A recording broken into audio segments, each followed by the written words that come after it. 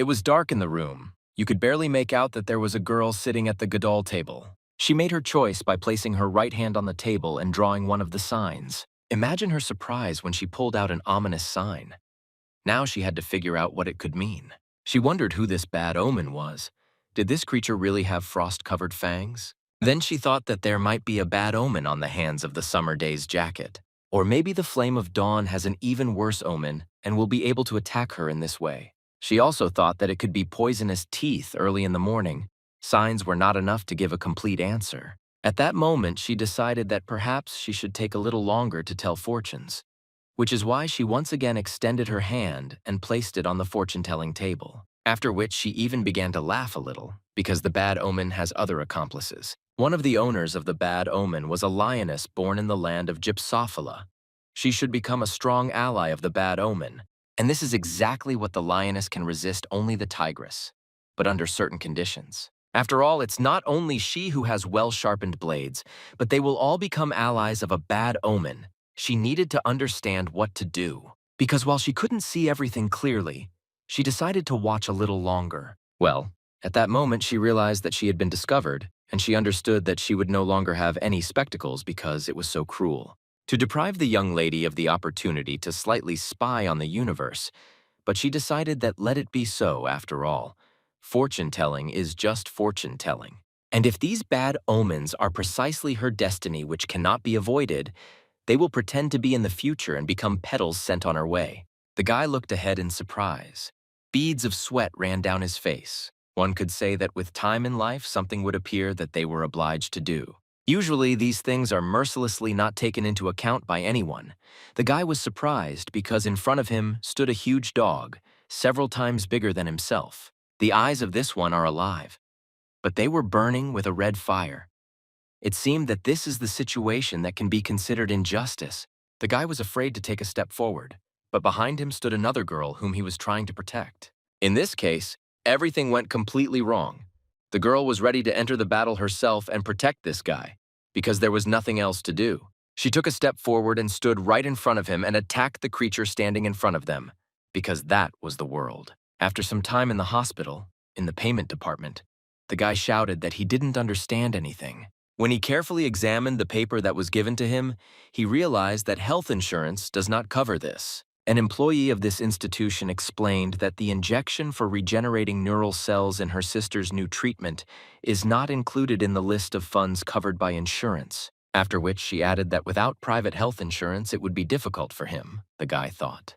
The girl continued to say that this insurance is quite expensive because it was recently developed and he can see the price on the monitor. When the guy saw the insurance amount of $5 million, he was simply furious because he didn't have that kind of money. In fact, everyone says that money is not necessary for happiness. But what the doctor said is that without 2 spinal injections a month, his sister could have irreversible consequences. It becomes clear that when money is needed, there is none. It is very scary because without it, her lower body becomes paralyzed, and at the moment, his sister's life is at stake. The girl was lying on a hospital bed, seeing her brother. She asked if the hospital bills were very big. The brother didn't know what to tell her. He decided that it would be better for him to smile and say that everything was fine. He received a recommendation from the professor and got a job. The girl stretched her arms, and said that it looked like there would be no time for athletics now. The brother told his sister that he would definitely help her get back to training, but for now, she should concentrate on her studies. The girl agreed with him. The brother smiled again and said that she had always been as good at studying as she was at athletics. He thought that even without his parents, he would be able to cover her medical bills, but was told that it would be difficult for him to obtain additional loans from any but secondary financial institutions. Besides, he also had student loans, and when the guy heard this answer, he was a little upset. He didn't understand how to proceed further because he needed this money more than ever. In this state, he, not expecting it even from himself, began to squeeze his passport in his hands. Then he swung and threw it to the side with all his might. It was rage and despair. When his document fell to the ground, a small black kitten appeared from nowhere and stepped on the document. At that moment, the guy had only one word in his head: money, and where he could get it from. He thought only about one thing: that he needed money. I understand that he simply needs it. He also understood that his credit history was ruined. But despite this, he understood that he needed to get this money from somewhere. He grabbed his head because he understood that he had nowhere else to go. He had already been everywhere. It was a moment of despair. He fell to his knees and stood there, saying that he really needed money. The guy only thought about what to do. He didn't see any way out. If his sister Ye Jin couldn't walk anymore, he thought it would be his fault. He stood up on his feet and thought that it was too early for him to be sad, because they would be able to hold out for a while, because the influx had not yet finally crushed him. After which he came up and tried to take his document, on which lay a kitten with different eyes. He barely managed to take the document away from the kitten, not understanding why he was clinging to it so much. But after he took this document in his hands, he saw that some kind of insert appeared between two pages. The guy was very interested in what it was. It was a business card with phone numbers and a job offer. He carefully read what was written on this business card, but did not take it seriously, because it said sending to the afterlife. He found this inscription very suspicious and thought that it was some kind of new organ trafficking scheme. He threw away the business card and said that he was not so desperate yet, because it was about the same as drug trafficking. After which he finally picked up this business card and thought that he shouldn't litter the street, because I never know what might come in handy. After some time, he was in his apartment where he had been informed by his sister recently. His phone was constantly making message sounds. It seemed like it never stopped for a second. These were messages about his debts. Several notifications came that a fairly large amount of money had been withdrawn from his suita for interest and utility bills. He understood that all these expenses were being constantly withdrawn from his account and that they were increasing every day. At that moment, he approached his clothes in order to pull out that very business card. He thought that he had no right to be selective. He decided for himself that this was an extreme measure, but he had no choice but to try calling. He thought it was very suspicious, but nothing bad would happen if he just called and started dialing the phone number. He reassured himself that this was a legal part-time job. With daily payment for the telephone receiver, he heard a voice that said that they needed to live in harmony and would be rewarded according to their deeds. The guy didn't understand what was happening and decided to say hello into the phone. The voice continued to say that the world is beautiful and that you need to do good deeds every day. After he said hello into the phone again, he suddenly heard the word, "Well, that means someone heard him," from the other side. This voice from the other side asked if there was someone there. The guy answered that yes, but didn't have time to say anything else. This voice interrupted him and said that there really was someone on the other end. The guy was very excited. Then this voice said that on this day he needed to work in the funeral hall of the Guanaca Municipal Hospital. He needed to get there by 10:50. The guy was surprised that he had to be there in 30 minutes. This voice asked what the problem was, and if not, then he hangs up. The guy replied that there was nothing. The voice added that there was a dress code and he needed to wear a black suit. In 30 minutes, he was standing in front of this hospital in a black suit. Going inside, he thought that he had not asked what he would have to do. He thought that he could always run away if something happened. But he decided that in this situation, his sister was above all else and he needed to earn money. The thoughts were interrupted by someone's throat from which he asked if it was Dojin. The guy turned his head and answered that yes. He would be very surprised and once again said his name. He blushed a little from surprise. After all, in front of him stood a beautiful girl with long, beautiful white hair. When he saw her, he felt two things. That's why he blushed a little. The first thing he felt when he saw this girl was an inexplicable trust in her. Work no longer seemed to him illegal. Girl said that she was glad to meet him. And the second thing he felt was an inexplicable fear. His fear was so strong that it even seemed to him that he was drowning in the night sea. Having thalassophobia, he stood and looked at her without taking his eyes off her. I still don't understand what to do. The only thing he thought was that she stood very close to him and he felt a little awkward. Despite this, the girl stood very close to him and looked at him with her huge eyes. He felt uncomfortable. He turned his head to the side. I don't understand why they are staring at him like that. Is this some kind of pressure test? At the same time, he caught himself thinking that she was an inhuman, beautiful girl at that moment said good and that he should follow her. He also thought that in her presence, everything seemed unreal. He asked where they were going and what was required of him. The girl said that they were going to the first funeral hall of this hospital. In it, there were two people, a girl who was crying and asking to be let go, and a man who was trying to calm her down. The man said he came over as a friend of her father, and he took the time to show him respect. After which the man tried to hug her and said that she had already forgotten how much he adored her as a child. The girl removed his hand and shouted at that moment for him to remove his nasty paws from her and not touch her. The blonde told Dojin to get ready because they would start working very soon. The guy didn't understand what she was talking about and asked her again what he should be prepared for. At that moment, she poured herself a drink from the bottle. When she finished drinking, she realized that the guy was a little worried, just because they didn't understand what to do. The man continued to pester the girl, saying that he shouldn't be so rude to his father's friend, because he brought a generous gift as a sign of sympathy. At that moment, the guy grabbed him by the hand and said that then he asks him to leave this sign of sympathy and leave before he reports it to the girl who was clearly not pleased with his attention. The gentleman was furious. Could some puppy really afford such a thing? At that moment, the guy introduced himself as an employee of a funeral services company. Then this gentleman shouted, "Could some rabble who works in funeral services really have touched him?" After which he pulled his hand out of his hand and asked the guy if he even knew who he was. At that moment, his new friend said that they were not from a funeral services company, and he didn't work there either, but he had found exactly the right person. It was even more of a surprise than it was unclear why they were here, if she was not from the funeral home. If that was the case, then where did she come from? Then the girl said that the name of this gentleman is Kim Hwan-sik.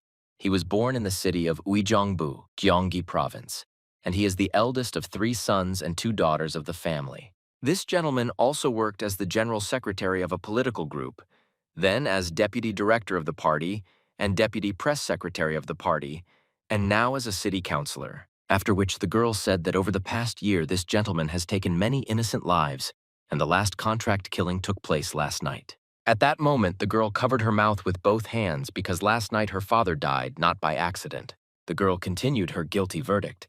She spoke about the killer's escape from the scene of the accident when he killed an old friend of the journalist. After all, his old friend was investigating him for corruption and 2 cases of incitement to murder, which he described as an accident. The gentleman interrupted her and said that everything was clear to him. Most likely she was a new prosecutor and there was another investigator with her. The gentleman continued to threaten her, saying that he had a lot of senior prosecutors and high-ranking judicial officials on his phone. The girl looked at him and said that his karmically debt had reached its limit. It sounded like a sentence. It also said that by committing murder after murder, he had harmed too many people in his 60 years. Well, even destroying seems to be the last chance. She suggested to him that he should hurry up and repent. The gentleman held his phone in his hands. I don't understand why she was even saying all this, because she seemed crazy to him. He thought she was a new investigator. Having dialed the phone number, he got through to Secretary Pak, who asked him to set up a meeting with the commissioner at the golf park this weekend. Dujin and his new friend watched for some time as the gentleman talked on the phone, near which she told the guy that their work would now begin. He asked her again what she meant. Then she raised her hand and pointed forward with her index finger, said that he needed to be stopped. The guy asked again, "Is this really the man?" But unexpectedly for him, this gentleman, having finished speaking on the phone, collapsed on the floor or did not move. The guy ran up to him and started to lift him up, not understanding why he suddenly fell and trying to get him to wake up. The girl continued to hold her hand and pointed at someone in front. She said that it was not the gentleman who needed to be stopped, because it was breaking through space and coming out. After which the young man looked and saw something incomprehensible. The girl said that it was necessary to stop that particular creature. Over time, things appear in our lives that we must do. Usually these things mercilessly do not take into account what situation we are in this case. He stood looking forward and saw only huge paws approaching him. Then he saw the face of this creature. It was possible to consider all this as injustice, but nothing could be done about it, because that was the world. When the guy saw this creature, he was very scared. It seemed that his whole body froze and he couldn't even move. This creature with huge fiery eyes was approaching them closer and closer. Everything that happened to them was like a drop of ink on rice paper. This creature asked who were they, since there should have been no one in this place except its prey. This creature spread fear throughout the area. The guy turned to look at the girls and loudly ordered them to leave quickly. What was his surprise when he realized that these 2 gentlemen and the girl had disappeared? The girl answered that he shouldn't worry, that in fact they had disappeared. Dima, she added that they overcame the barrier of this monster, so they were able to disappear, although the guy did not understand what kind of barrier it was. Then the girl took a few steps forward and said that the barrier is a place where this monster brings its prey that has committed evil, exceeding the permissible amount. And this place is called hunting grounds, and at this moment, this monster tried to pounce on them. They managed to jump back in time, and this monster was unable to cause any damage to them. The blow from this monster's paw was so strong that the boy and the girl flew to the side, doing several somersaults in the air, after which they fell to the floor with a crash. The guy did not understand at all what was really happening. The girl landing on the ground said that their job at the moment, Rita, is to stop the hunt of this monster. This creature began to say that they are the ones who are interfering with them, the monk Dugas. If they get in his way, he will destroy them, after which he once again showed his evil grin and headed towards them, trying to attack them. At that moment, the girl picked up the drawing that she had on her tablet and held it right in front of her. In this way, she restrained this monster so that it could not approach them in any way. This drawing contained a cryptogram that could contain this monster. This monster, I told him that to oppose him is a stupid decision. But despite this, he thought that the warrior spirit admired him. At that moment, the guy was thinking only about one thing.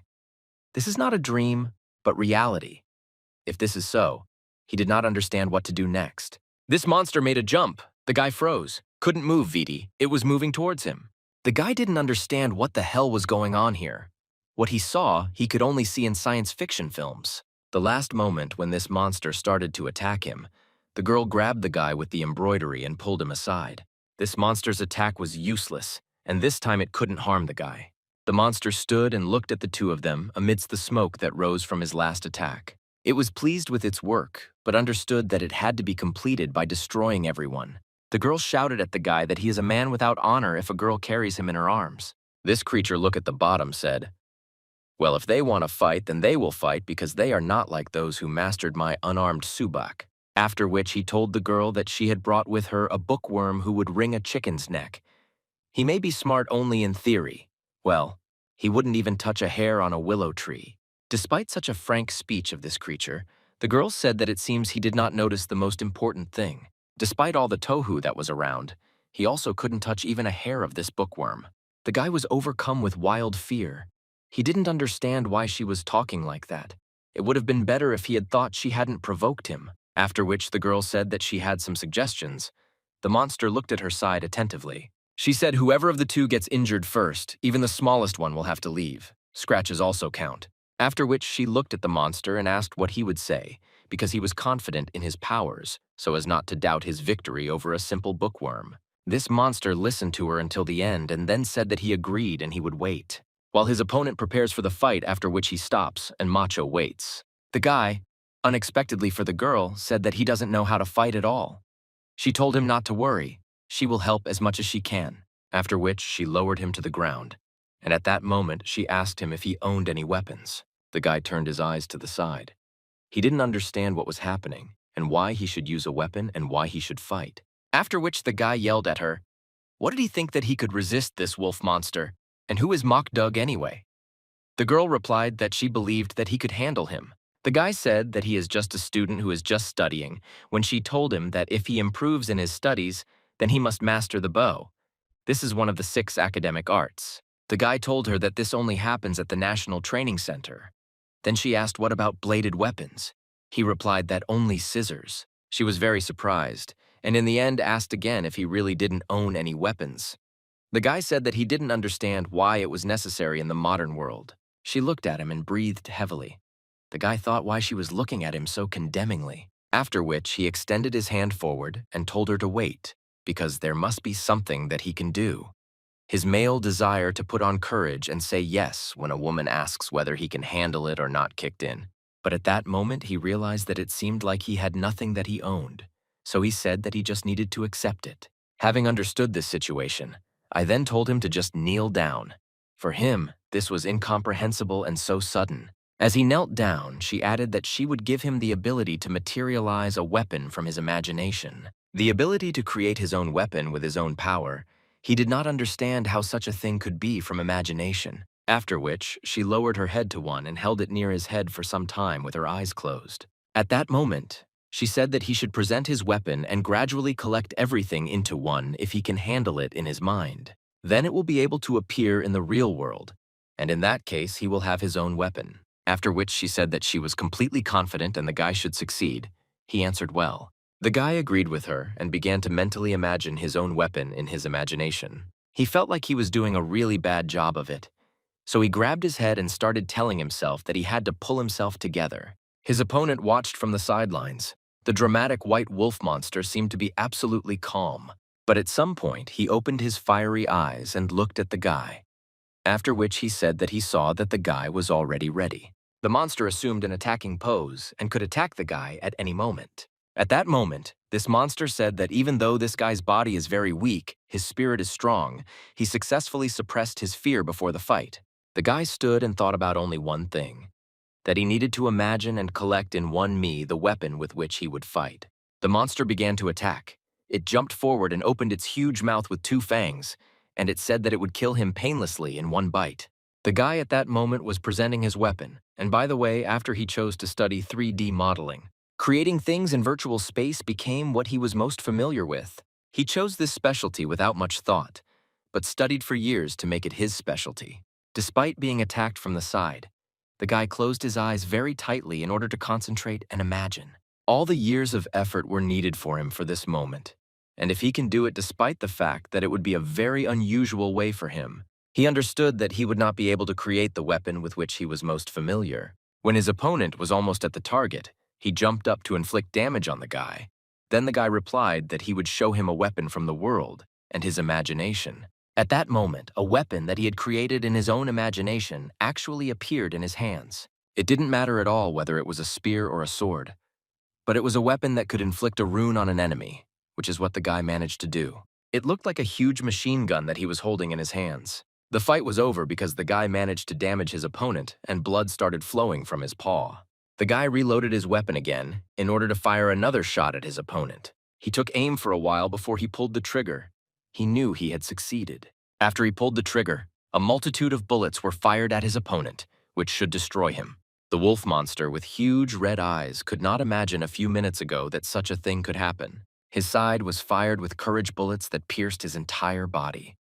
He jumped back. The girl smiled. She understood that they had succeeded and she had not made a mistake in her choice. In the hands of the guy was 3 M16 rifles that he had invented and which he had assembled in his head. The monster jumped back, thinking that it had completely forgotten that people can use iron and fire. After which, this monster laughed very loudly and said that he was curious and he liked all of this. After which he noticed as he promised, since he dropped it. And not just once, but several times. This monster had no choice but to leave, which is what he did. When this monster left, it said that its name was Nightfrost, and it was one of the 6 named Fangs. The guy also introduced himself and said that his name was Lee Do-jin and that he was an honored reservist of the Republic of Korea. The monster, when he heard his name repeated again, he did this so that he would not forget. He said that he would remember his name only because he was the only one who could handle him. Immediately after these words, this monster disappeared from the bullet, and it seemed to him that everything in this room became as before. The guy turned his head from one side to the other and wondered if he really had dealt with that monster. At that moment, he caught himself thinking that he doesn't understand that she is still cute, considering that she is talking about the barrier. Well, since the walls and the floor were destroyed, they returned to their previous state. At that moment, the girl said that the guy had completed the task. He had really succeeded. Dimashi added that the threat had passed. "You can relax now." She looked at him as always. After which she raised her hand and snapped 2 fingers. Everything happened like in a fairy tale. After this click, the rifle that was in his hand disappeared in an instant. After which the girl said that the payment for today's work had been credited to his account, at which point he actually received an SMS. After which the girl also added that now he should allow them to explain in detail the essence of their work. The guy interrupted and said that it was not necessary. He came only to get paid for the day and no longer intends to expose his life to such danger for a strange job. Then he turned around and said that it was time for him to go. He wanted to leave this place as quickly as possible. The girl saw that he was already leaving and tried to stop him. She said that there was something else. She added that the envelope contained the same amount that had been deposited into his account at that moment, and she took out a black envelope and held it in her hands. She told the guy to take this envelope too. It seemed like she was tempting him with money. The guy turned around, walked up to her, and took the black envelope from her hands because he really needed the money. The girl said that if he changes his mind and wants to meet again, He only has to open the envelope and she will find him wherever he is. Then she straightened her long white hair and said that she hoped for their soon meeting. At the end of the conversation, she added that he should not keep herself waiting for long, and looked at the guy. On the road, you could hear a car braking loudly. Then the driver could not control it, and the car flipped over several times. His whole family was in this car. He, his sister, and his parents. The boy heard his parents asking him to please take care of his sister, his younger sister. At that moment, he felt something cold on his face. All he saw was a dream that he had already had many times. He didn't want to open his eyes. He called his mom and dad just like in life. At that moment, his sister, on the count of 3, threw a small ice cube right on his chest. When this cube fell on his body, the guy screamed loudly because it was very cold. The sister said that he finally woke up. The guy asked her what he was doing. Then she answered that he himself asked to wake him up in the morning. And she also reminded him so that he would not forget that this day was a hospital day. Waking up a little, he remembered that this was really so. What did she say that she would go and make him breakfast and he could come after he washed up? The guy agreed with her. He closed his eyes and thought only about the fact that he still didn't have enough money to pay the bills. He thought about what to do. Suddenly he remembered that he didn't even look at how much he was paid yesterday. He became interested. So he took his phone and went into the office to see how much money he had on his card. Imagine his surprise when he saw that they were really giving him money and that it was quite a large sum. Dinya. He received a notification that Huang Jung had sent him 5 million and they were in his account. The guy was surprised. He couldn't even imagine that he would be paid such a large sum of money. When he went out to eat his breakfast with his sister, he kept repeating 5 million, after which he went to the bathroom to brush his teeth, but continued to repeat the same number 5 million. After he saw this amount in his account, he seemed not to understand what had actually happened to the van. He walked without noticing anything, and without even noticing the obstacles in front of him. That's why he hit his foot on the frame of the furniture. After he hit himself, he couldn't stay on his feet and fell, and his sister didn't know what to do with him. The guy moved. It was very painful for him. He stayed in that position for some time. Then he raised his head and saw the same envelope that was given to him yesterday. He thought about what she said, that in the envelope there was a knock on the day and how much was sent to his account, and that could help him a lot. He thought he had the money to pay his medical bills for this month. But who knows what will happen next month? He decided he might as well just look into it. He remembered her when she gave him this envelope. She said that there was something else in the envelope, the same amount that was deposited into his account if he changed his mind and wanted to meet again. Then he can just open the envelope and she will find him wherever he is. These were her conditions. The guy sat on his bed for a while and thought, what does that mean, she will find him? It is unlikely that she will succeed. How would she know where he is? Even if she finds him, he simply won't open the door for her, so he slowly began to tear open the envelope. As soon as he tore off a piece of the envelope, he heard a voice from behind that said, "Oh, he opened it." The envelope guy was very surprised because this voice was very familiar to him. He turned his head and looked back. It seemed to him that this couldn't be. How could she be here? So he decided to check if it was just an illusion and took his blanket to see what was underneath it. Then he suddenly lifted his blanket, and what was his surprise, he saw her on his bed. She was lying on his bed and his shoes were off. She was holding them in her hands. When he saw her on his bed, he didn't know how to react, so he just screamed loudly. He wanted to ask the girl how long she had been in his room, but he fell to the floor in surprise. At that moment, his sister heard the scream and asked what was wrong and if her brother was okay. After which, the sister said that she wanted to go into his room. Dojin turned his head sharply. He needed to do something. He only managed to say that she didn't need to do it, but his sister was persistent. She told her brother that she would still go into the room and see what was wrong with him. When she went inside, the first thing she asked her brother what he was doing. She was very surprised. The brother was also outraged and told her not to open the curtains and that she could at least knock. The sister answered him that she was now telling him, "Knock, knock, dear brother, forgive me, but you can come in." He was happy that she did it. His sister noticed that she heard a female voice in his room. Then his brother said that the voice was from the phone. He was watching something. His sister smiled and said that she understood that he could watch if he was in that state now. And then she added that it is difficult to be an adult and not have a girlfriend. She understands everything and respects his choice. Well, he thinks that it's too much to do this in the middle of the day. He could restrain himself a little. After which she left his room and said that she was going to the store. The guy remained in this state for some time. They will see the moment I thought that his sister, of course, misunderstood everything. But what could she understand if she saw him in such a form? Then he thought, and decided that it would be better if she thought about it than if she found out the truth. At that moment, his guest asked again what was going on. He changed his mind. She waited for an answer from him. The guy was only thinking that it would be better this way than to explain the whole situation. After some time, the young man came down from his room.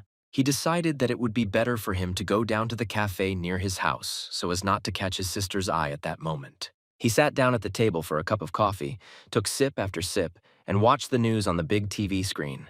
At that moment, breaking news was being shown on TV, where they said that advisor Kim Sik had died in a traffic accident that morning.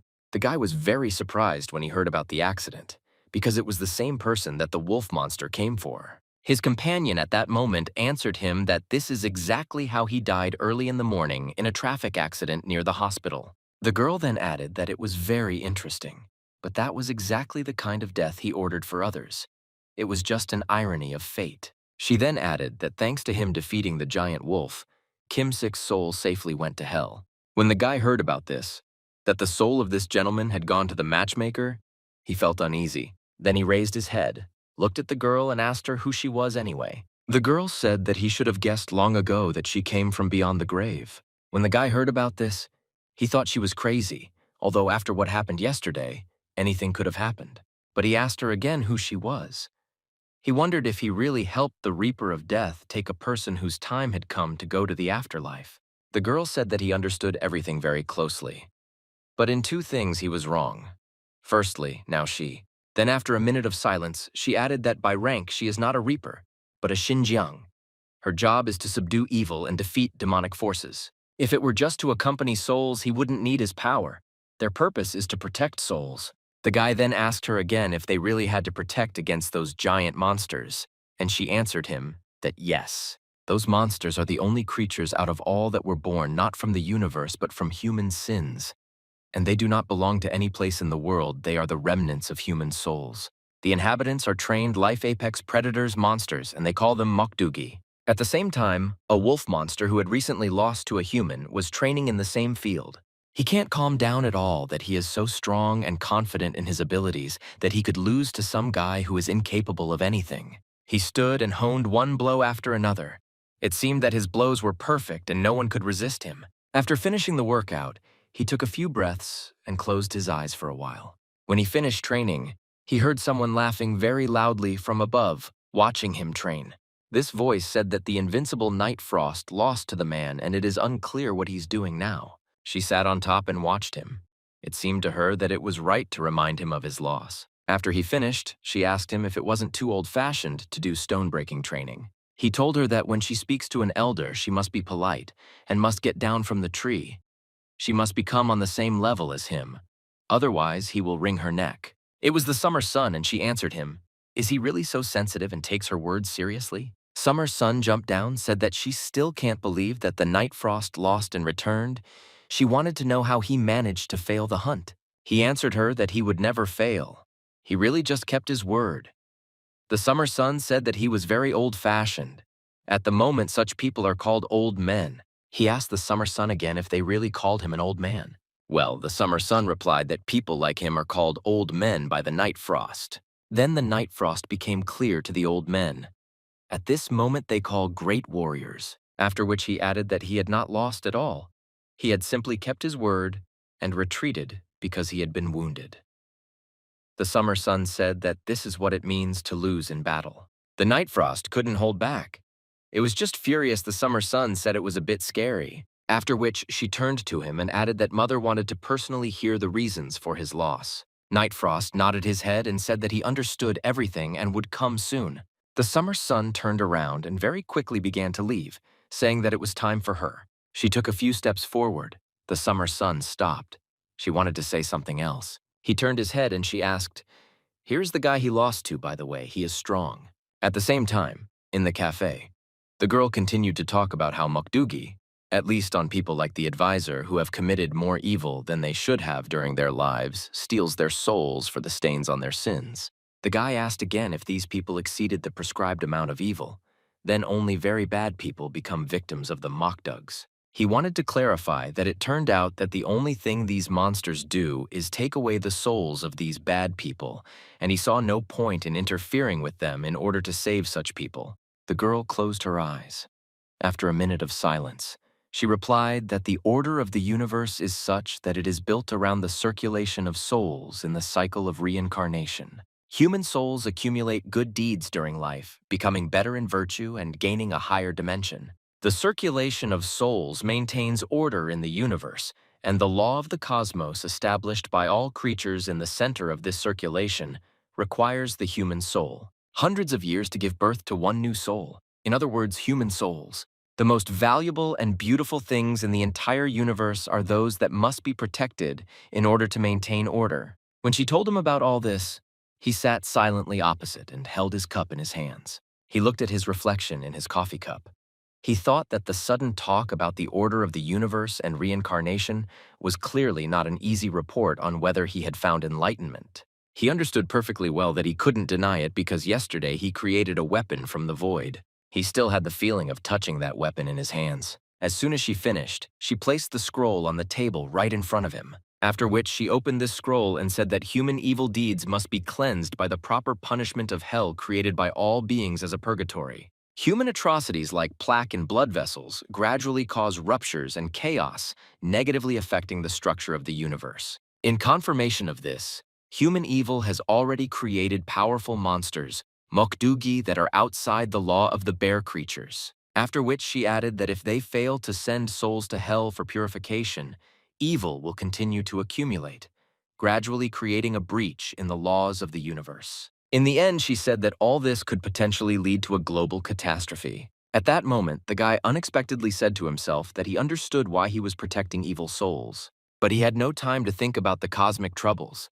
He barely made ends meet each month, paying his sister's medical bills. After which the guy got up from the table and said that he thanked for the explanation, but he really had to go. Unexpectedly for himself, the guy stopped and turned to her. He was interested in finding out one more thing. If she is truly a deity, as she says, then why doesn't she fight directly, and why does she need a human? The girl then tried to explain that, of course, ordinary monsters, evil spirits, and goblins can be repaired and destroyed by her divine power. But Mundugi are the product of human sins. Therefore, only the human spirit can suppress them, since it has a force that is opposite in nature. The Mokdugs cannot be defeated by divine blows and weapons, which is why, for the last 1,000 years, they have been making an alliance with people, giving them living forces to fight the Mokdugs. After which she extended both her hands to the hands of the young man. Thus she wanted to demonstrate to him. She said that he has talent and qualities to be a protector of souls. She held his hand, trying to convince him. The guy at that moment tried to remove his hand and told her that he was asking for forgiveness. Lately, there was only one thought in his head, and it was about his sister. At that moment, he saw his sister walking down the street, and he was a little surprised. Then he suddenly lowered his head and could not in any way look at how she walked. The girl who was sitting opposite asked again what happened. The guy answered nothing.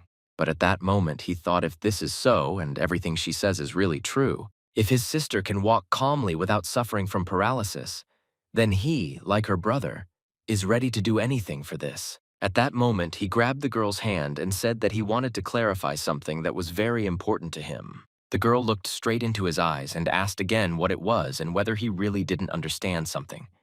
Then he said if she really was a deity, if she can completely heal his sister's body, then he will take on this job.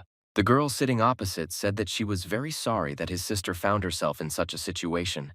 However, deities are strictly forbidden to directly influence people, even if it concerns miracles with a good purpose. The girl lowered her head and asked him for forgiveness because she couldn't do it. The guy was, of course, upset because he thought that his sister's problem could be solved so easily. But he said that he is not upset because he expected that it would be very difficult, and in order to maintain his sister's health, he needs to buy expensive medicine every month. The woman sitting opposite said that she understood everything. He continued to say if she could guarantee a stable payment to cover her medical bills. In this case, he will fight monsters for his sister and to cover her medical bills. He repeated once again that he was ready to fight monsters with her if she would also help him. After these words, there was a minute of silence at their table. The girl waited for what else he would say. The guy also told her ambiguously that, by the way, he would like to live without worrying about living expenses. And then he added, Could she also upgrade his computer to the maximum? These were his conditions for him to start fighting monsters. The girl looked at the guy and listened to his every word. She understood that these were not all the conditions. And in the end, he said that when his sister goes to college, her education will also need to be paid for. After this long conversation, the guy returned to his home and he needed to think about everything. His sister cooked rice, so for dinner they both ate rice. He slowly took some rice from the plate with 2 chopsticks. And then very slowly I put it in my mouth. It seemed like he wasn't eating, he was thinking about something. He really thought about the fact that he had just recently made a deal, and he had agreed to destroy these monsters. His sister was sitting silently at that moment. She was reading some book during dinner. Unexpectedly for himself, Dojin turned to his sister. He became very interested. That's why he asked his sister if she missed her parents.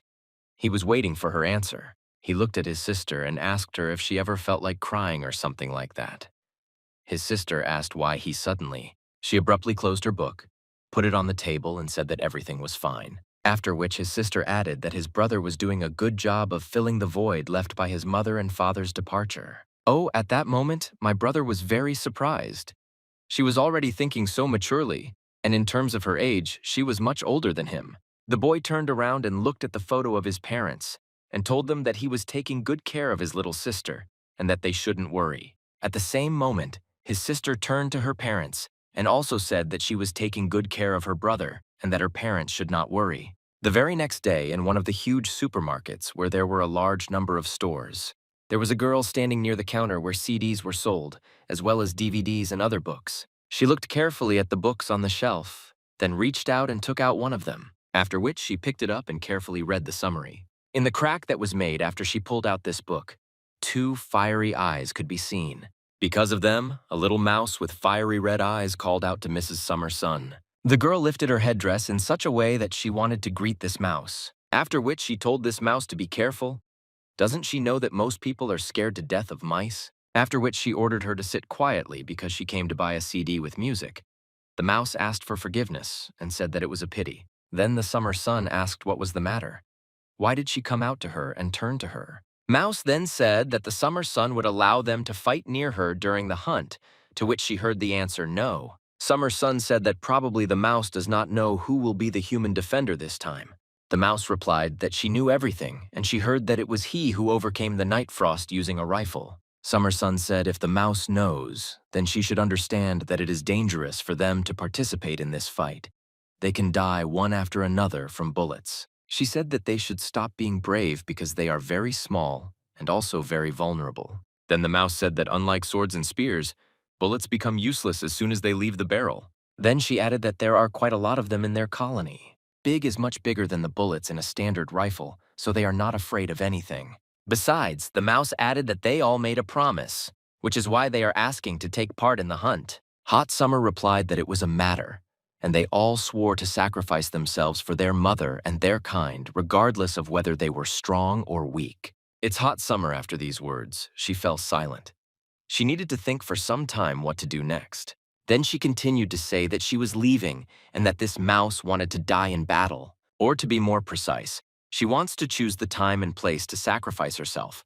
But in reality, they would all like to die fighting on the side of one of the 6 named like the Night Frost and the Summer Sun. The mouse also said that they are all ready to die there and sacrifice themselves. Summer Sun then answered her that it was good that she insisted and she would not refuse again. She then added that their blood and sacrifice would not be wasted and would be essential to saving the McDugs. After which the Summer Sun put on her headdress and said that they could begin preparing for battle. She also added that the day of the hunt was already very close and they should be ready for that day. After the guy signed the contract, he started training hard in the first week. The first thing he started doing was training himself for endurance. He started running a lot. After that day, for an accurate analysis of his physical condition, Ivan's happiness was recorded by the girl. The guy's life began a hellish period of physical diagnostics. The first week, they recorded their running speed for 50 m and 3 kilometers. And the same thing was repeated every day. The sky is small, can't you measure it once and that should be enough? But they kept repeating. It seemed that he was already running with the last of his strength of misunderstanding. Is it really necessary to repeat so many times? The girl said that examples and data are needed at different levels of fatigue. She then explained to him that this was necessary so that she could create a suitable training program. Then she turned her head and added that he should trust her. It was all for his own good. After which the cutting ran forward and he moved forward, not yielding to her in anything. Already in the second week, they moved from the treadmill to the next stage in the gym.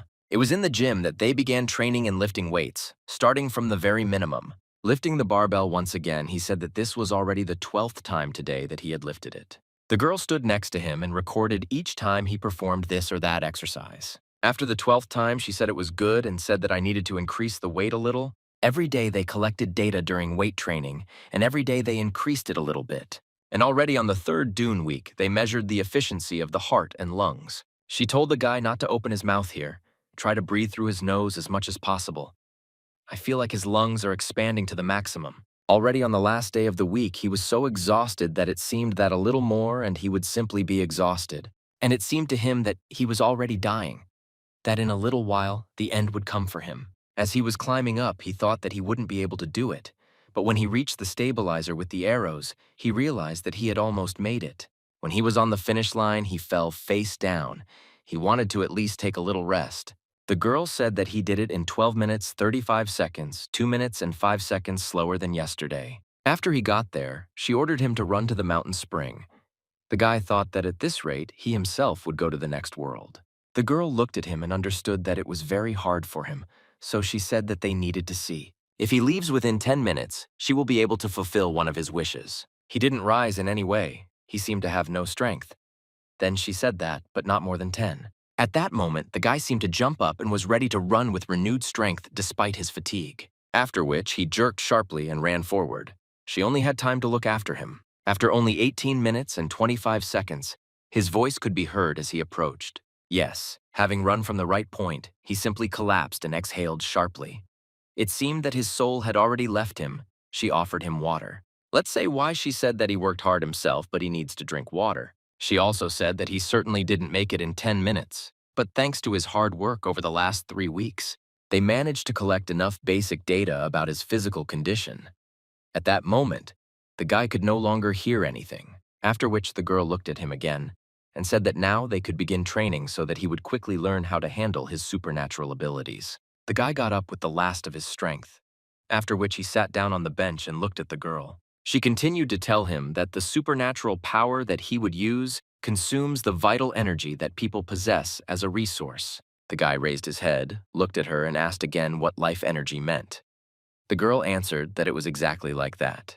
Tema, she said that before he learns to cope with life energy, it is necessary to measure the amount of it that he has at the moment. She held out the piece of paper that she had in her hands, and at that moment it caught fire. Then she threw the piece of paper up and said to Soran, she asked to create a barrier that would hide them from the eyes of ordinary people. It was as if they were under a hood and no one from outside could observe them. This cap that was around them was absolutely everywhere where they were. He was also at his home where he lived so that no one would disturb him. And also this cap was near the mountain spring Muak. This was the place where he trained. And wherever he moved, this cap was around him and did not allow everyone else to observe him. After that, she said that now it was time for him to learn to use vital energy. She said that he would leave Budyani's world of everyday life, in his supernatural part, fighting against monsters and demons every time. She then added that if he wanted to survive the fight against the McDugs, he had to pay attention in class. It was quiet in the library. Only a voice could be heard saying that all this was annoying her. She watched everything that was happening while sitting at the table and thought that he had appropriated her for 3 weeks. The girl at this table thought she wanted to have fun with her, but this guy ruined it for her. She was perplexed, saw the period of measurement of physical strength, and became so self-confident. He irritated her greatly. The girl turned to Saran and asked her to prepare to measure the limit of life force. At that moment, she took a pencil and tried to write something with it in order to measure the limit of vital force. She was a little upset about everything that was happening, but she decided that she needed to see if he was really any good. They were not going to waste time and continued their training every day. The girl told the guy that he should at that moment, just like he made the rifle, create a small metal cube. This was a task for him that he could complete. He only had to imagine a small metal cube. And if he can do this in his head, then this little metal cube will appear in his hands. After some time, the small metal cube was right in front of him, and he was able to complete this task. Then she told him to maintain his size, but increase his weight as much as he could. The guy listened to her attentively and repeated what she said. He kept her size but increased her weight. The girl said that it was just good, and he should continue until she stopped him. At that moment, she suddenly clapped her hands, realizing that he was doing it quite well. She also asked Saran to please send her a measuring device with which she could understand everything. After a while, she had in her hands the measuring device she had asked for. This measuring device made several circles around them, leaving behind a thin thread, after which one end of this thin thread was attached to his head. The guy was a little surprised what kind of thread it was. Then the girl answered him that it connects him to the meter to estimate the amount of vital force. He should not pay attention. After which she told him to continue, but on her scoreboard she saw numbers. Soran said that the vital force is more than 9100 as an average result. So soon it is probably necessary to stop. The girl clearly said no, as his life force continued to rise higher and higher. The girl ordered her assistant to let her know when her life force reached 180. The guy continued doing what he was asked to do. Increase the weight of the cube without increasing its size. At this point, the girl asked the guy if he was already feeling any physical changes. The guy replied that he didn't really feel anything. So was there something wrong with him? Then she replied that no, he is fine, even if he uses all his life force, that is life energy. Then you will not feel any physical abnormalities. Then he said that it was good that she mentioned life energy. He thought that he might lose consciousness if he used it all up, and that it was good that there wouldn't be any problems. The girl answered no. Complete exhaustion of vital force is dangerous precisely because no physical symptoms appear. Her assistant continued to observe everything that was happening and measure the indicators. She looked at the screen and thought that this couldn't be happening because she couldn't even imagine it. She thought that usually at the highest value, the limit is around 130, but he already had 153. The girl explained to the guy that before the life force completely disappears, his nose will bleed. And if something like this ever happens to him, he should remember her words. It will only be a warning that his vital abilities are coming to an end. And what will happen if you continue to use the force? And after the bleeding, the young man asked, the girl answered that he will begin to take strength from his soul. They are from the life force. It explained that from that moment on, his lifespan would be reduced in proportion to the power used. And the most important thing is that he should not have any sudden physical ailments. Because of this, it is very dangerous to completely spend your life force because your life will immediately begin to decrease. At that moment, she looked at him, trying to understand whether she had explained everything to him clearly and whether he had understood everything. At that moment, her assistant turned to her and said that it was already 170, and that was quite a large figure. Watching the table, she then said that 180 was the same number they were talking about, then 190, after which she saw the number 200 on the board, and it surprised her very much. Only after the scoreboard showed 200 did blood start to flow from his nose, indicating that he had little life force left. The girl ran up to him and said that now he had to stop. It was already dangerous for his life. He did everything right, but at that moment she was already trying to save him and his life. The girl said that it was very good, and then asked if it was difficult for him to follow her instructions. The guy replied that it was not as difficult as training. Then she handed him a handkerchief to stop the bleeding.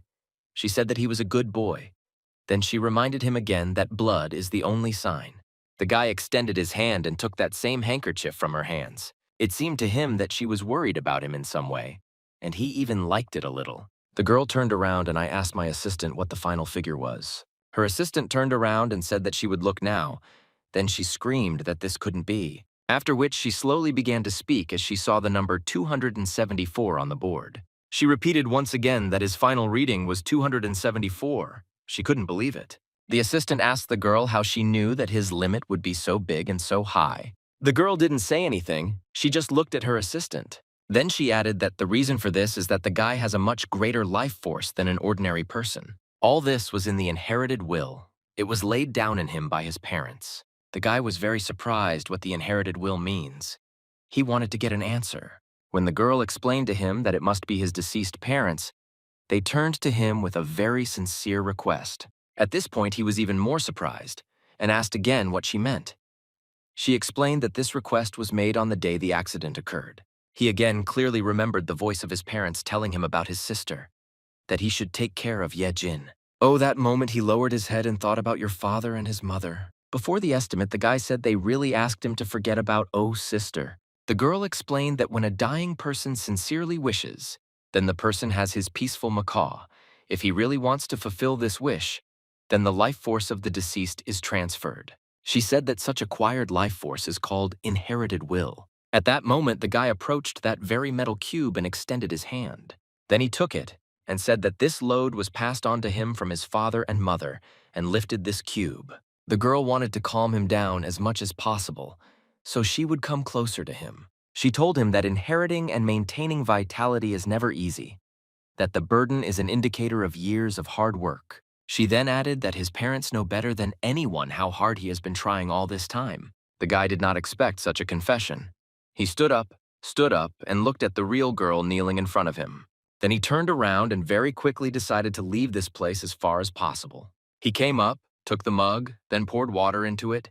He needed to come to his senses, after which he poured all the water he had lied about in his hand onto your head, after which he laughed very loudly and then added that he somehow became very hot and this water refreshed him.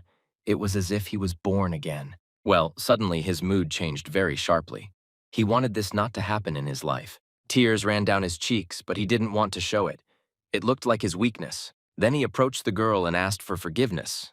He suddenly felt unbearably hot, so he doused himself with water. And then he added that the weather was abnormal now and their planet was heading somewhere. Then he asked again what they were talking about. It seemed about the total amount of life force. He wanted to know what the next training would be and start it immediately. The girl said that our training was over today and he could go home. Then she added that it was better to wait until the evil eye went swollen after he cried. The guy couldn't help but say that he wasn't crying at all. She misunderstood him. The next morning came, and accordingly the next day came. The young man came up to him right after breakfast and started putting on his shoes. His sister asked him if he was leaving again. She was standing in the kitchen and washing dishes, and she also asked him where he was going, because you couldn't tell by his clothes that he was going to work. Her brother replied that he was now doing physical labor. The girl did not understand what physical labor meant. The first thing she asked was whether it was dangerous, and her brother replied that of course not. It was just work. After he put on his shoes, he waved his hand to her and said that he was already on his way. The sister replied that he was returning quickly because it had rained during the night, and he had to be careful on the road. After her brother left the apartment, she continued to carefully wash the plate. Of course, she understood that he got this job only for her sake, and she should be grateful to him. The guy was walking down the street where there were no people yet because it was still early, and he was also thinking about everything that had happened to him. He also thought about the words that his teacher had told him about how his parents knew better than anyone how hard he had tried all this time. And he also stretched out one of his hands forward, looked at it, and thought that vitality had passed to him from his parents. He remembered her words when she said that the dying wish something sincerely to the person at his deathbed. If he really wants to fulfill this wish, then the vitality of the deceased will pass to him. It is this kind of received vitality that is called inherited by will. Of course, he wanted to believe that he and his sister Ye Jin would not be left alone in the world. It was only after realizing this that his new job began to seem worthwhile to him, and he understood that he would be able to realize himself in it. After some time, he was already on the training ground, being watched by the multifunctional drone Saran.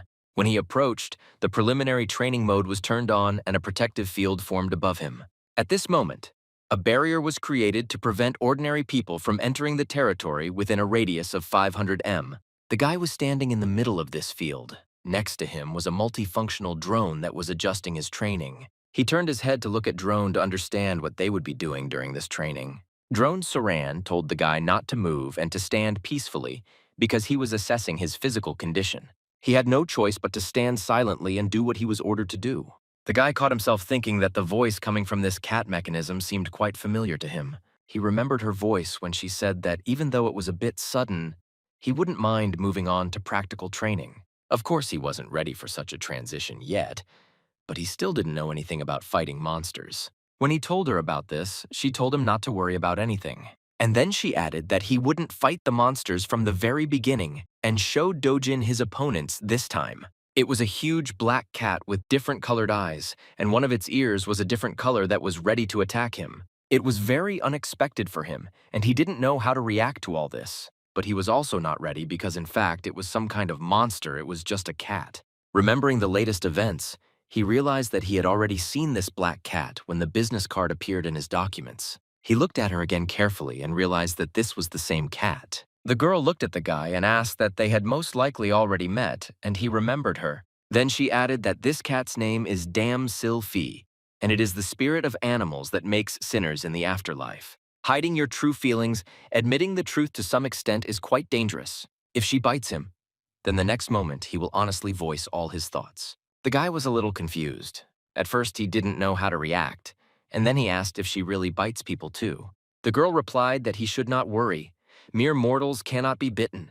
Evil spirits of Makduga, spirits of animals and deities do not harm people protected by vitality. Then she added that with some exceptions, the guy thought that the cat was not dangerous. The girl told him that his current one could be bitten. After all, his vitality changed its defensive characteristic to a combat one when he created a weapon in the first battle. The guy did not understand anything about what and why the characteristic changed. At that moment, as it seemed to him, a defenseless cat that was so cute bit him. He shouted that it hurt. Then he started talking about how he couldn't take his eyes off the legs and the watch in his stockings. Drone Saran didn't understand what the hell he was talking about and what he meant about the stockings and watches. He was clearly asking for trouble. The guy kept yelling at the cat to let him go because he was in pain. Dujin was furious and he was ready to deal with this cat's behavior. The girl at that moment was a little like a shadow. She was wondering what was wrong with these stockings. The guy was embarrassed and said, "Did he say anything about them?" Drone replied that they heard everything clearly, after which Drone ordered the cat to order the guy to death. He will give him strength. After such an order, Kata's pupils dilated and he was ready to carry out the order. The guy didn't understand what "until death" meant and thought it was probably just a joke. The girl then answered him that he was just practicing to prepare for a real battle, and the purpose of this training was to defeat the cat. She went on to say that the McDoogie tease attack in human form rather than in animal form. She also said that while they would start training with someone dangerous to me, he thought that it was good, and let it really be the spirit of the beasts that will be his first opponent with whom he will have to fight. He looked at the black cat and once again made sure that it was just a cat after all. The very next second, what was supposed to happen happened. This cat pushed away to attack. But the guy was ready for such a turn of events. He also pushed off to enter into battle with this cat. He shouts at her to step on him because she is just a cat and nothing more. The very next second they collided. And for the guy it turned out that not everything was so simple. He was sitting on his knees. His hands were all scratched and his face was also scratched. The girl said that as soon as he listened to her explanations to the end, she didn't even have time to change the barrier mode to combat mode. Also noticed that he was acting like a conceited person and shouldn't underestimate the cat she petted this cat. The girl also turned to Dojin and told him that while he doesn't know how to fight, he should be more gentle. After which she lowered the cat back to the ground with the intention of another X-battle to take place. Then she folded her hands in front of her and stated the rules of how the fight would proceed. She said that the barrier generator operates within a radius of 100 m, and the barrier itself will follow it, which will allow you to fight freely without restrictions. She then raised her right hand and snapped 2 fingers. Then she said that she changed the mode to combat and they can start the training fight again. She added that in combat mode, his body becomes spiritual, and only it will suffer from blows. When she removes the barrier, everything will return to normal, and his physical body will be unharmed, so he can display his abilities without fear. He thought that he needed to think of a strategy. He understood that the cat could only be defeated with one thing, and in his opinion, it had to be a teaser. The cat really did focus all her attention on this teaser when she saw it. The assistant who was watching everything that was happening on the screen thought that he was some kind of idiot. The speaker in her voice told the guy to immediately remove this teaser. At that moment, the cat didn't think long about it. She grabbed the teaser in the form of a small mouse and quickly began to run away. She ran away from the place where their fighting was supposed to be so quickly that no one expected it. When Damsil sees a toy, her hunting instincts go wild and no one can resist her awakened wild nature. His plan clearly didn't work, and even if it did work, it wasn't in his direction that the cat started attacking him. He stood there, still holding the toy in his hands, not understanding what had happened in such a short period of time. After which, he threw the toy aside because he needed to do something. He decided that in any case, he couldn't stay where he was and had to deal with this cat. It is unclear how Damsil could have been provoked. Now she will definitely teach this fool a lesson, and it was good for practice. The guy, realizing that he would hardly be able to cope with her, decided that the only correct decision was to run away. One of the drones reminded him that he could now run at full speed for much longer, and 3 weeks of training had paid off. While he was running, he thought that at that moment, the most important thing for him was how he would defeat this cat. It was clear to him that he would definitely not be able to cope with his bare hands. One of the drones offered to tell him how to defeat the enemy using vitality. He said that he had previously mentioned that his lethal characteristics had changed from defensive to combat, and thoughts, feelings, and energy had a protective ability against supernatural forces. However, they cannot be used to attack in combat. It is necessary to change the vitality characteristic and choose one of its 3 components: thought, feelings, and energy. He jumped to the side and saw that the cat was already very close, and she was about to hit him a little, so he decided to take advantage of the advice that was given to him regarding vitality. Drone said that the first is thought, and if he constantly trains his thoughts, he will be able to get physical abilities like the McDugs. His assistant also told him that his agility and reflexes could be brought to the level of a cat's. He was only interested in one thing. Could he use these thoughts right now? The assistant said no. The guy wanted to be taught how to win the theory first.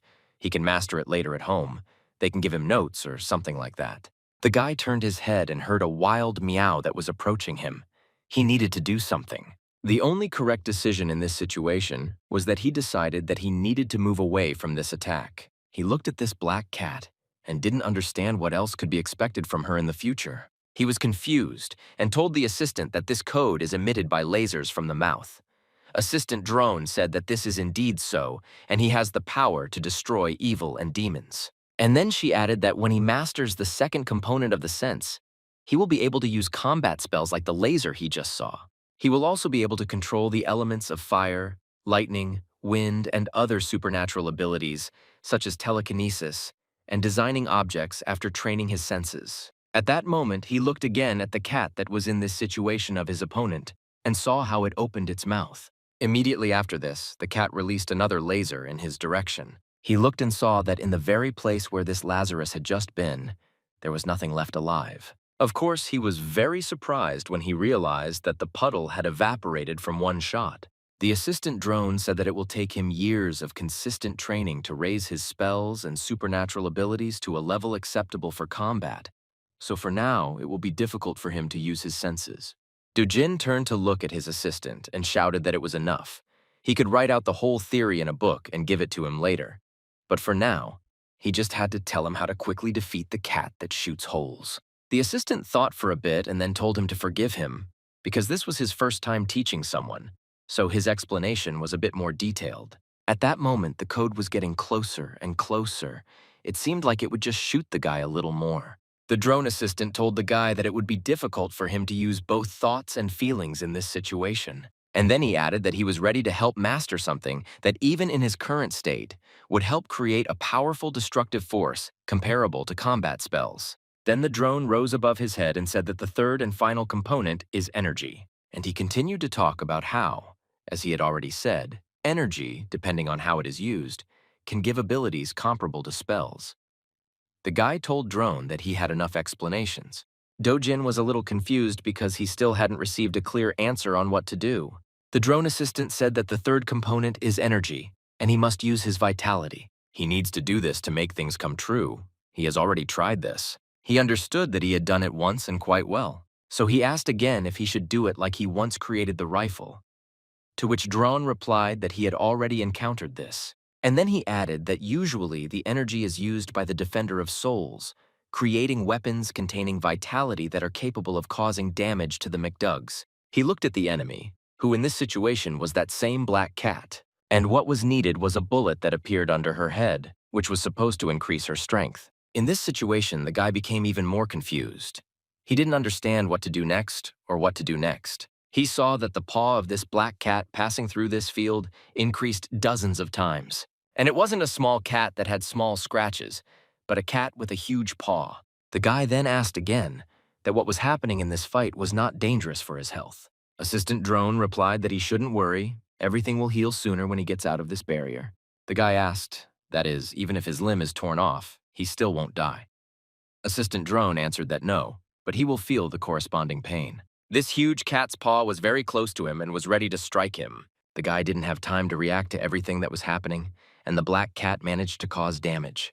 The black cat hit the guy with its huge paw with such force that it threw him aside, after which he raised his head and saw once again this black cat approaching him. He knew he didn't want that black cat to hit him again. He had to do something. After he got up from the ground, he thought that he wouldn't be able to constantly dodge the cat's blows with his current physical training. He had no choice, and he would have to somehow put it out, despite the fact that he didn't yet know how to do it. The enemy he had in this fight was thrown back at some point. The guy managed to concentrate and protect himself from the strong blow with an iron shield, after which he looked at the drone's assistant to see how he would react to these events. The assistant, watching everything that was happening through the monitor, thought that this was not bad at all. The girl also appreciated his actions, saying that he was a good guy and that he didn't lose his head. It was clear that even without resorting to defensive techniques, the creation of objects can be used in combat in different ways. For example, like this metal shield for blocking a blow. Assistant Drone told the guy that energy can replace feelings to some extent. Dujin thought for a bit and decided that he needed a handle to hold this protective one. After some time, he had no problems with protection. At that moment, he thought whether he would reduce the weight of the rifle he had created earlier by analogy with increasing the weight of a cube. Then it will be his turn, and he will be able to attack as he did, after which he called this cat. Watching everything through the monitor, the girl thought that the shield and rifle gave the effect of 2 spells, and if he guessed such a combination. So we can consider this training a success. Drone asked again, "Does ordinary energy train until you learn how to create weapons?" The girl replied that until now, the weapons created by the Protectors of Souls were relatively simple, like a spear or a sword.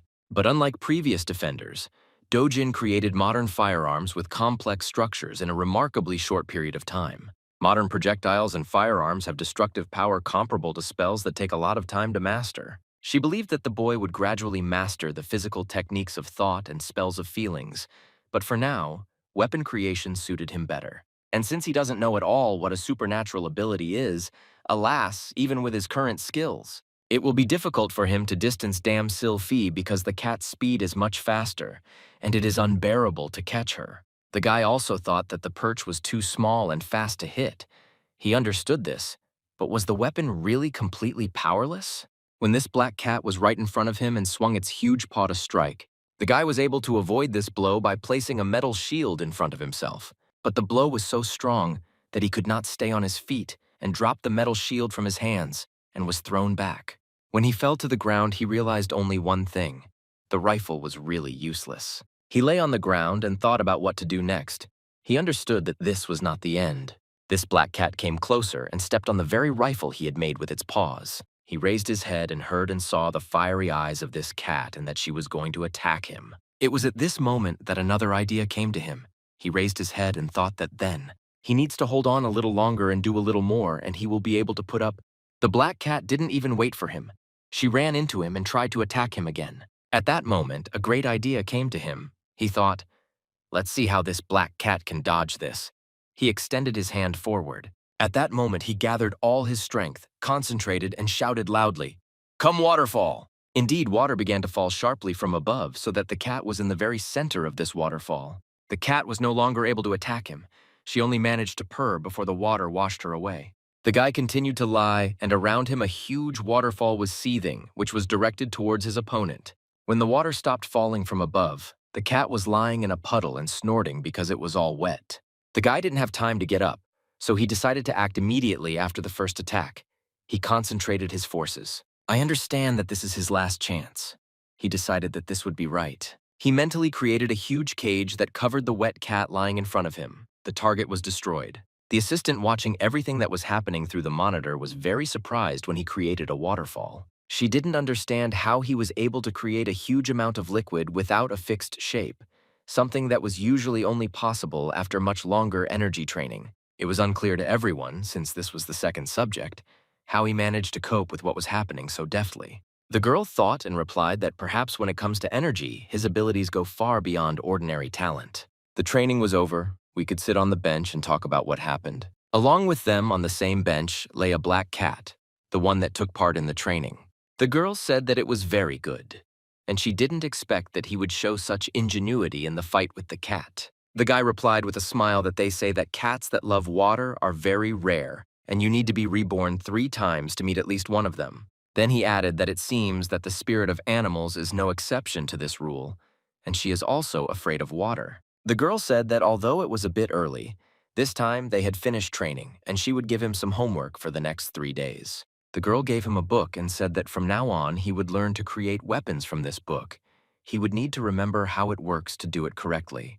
Then she added that the bookmarks marked the most important things that he would use first. Taking this book in his hands, the first thing he saw was a hand grenade that he would have to make. After looking at what it looked like and what it was made of, he decided that it was a bit complicated. The girl told him that the lethality spent during training is restored in about a day of rest. At that moment, the guy thought that the recovery after rest reminded him of mana in the games he played, after which she told him to be ready to use them at any time in the next 3 days.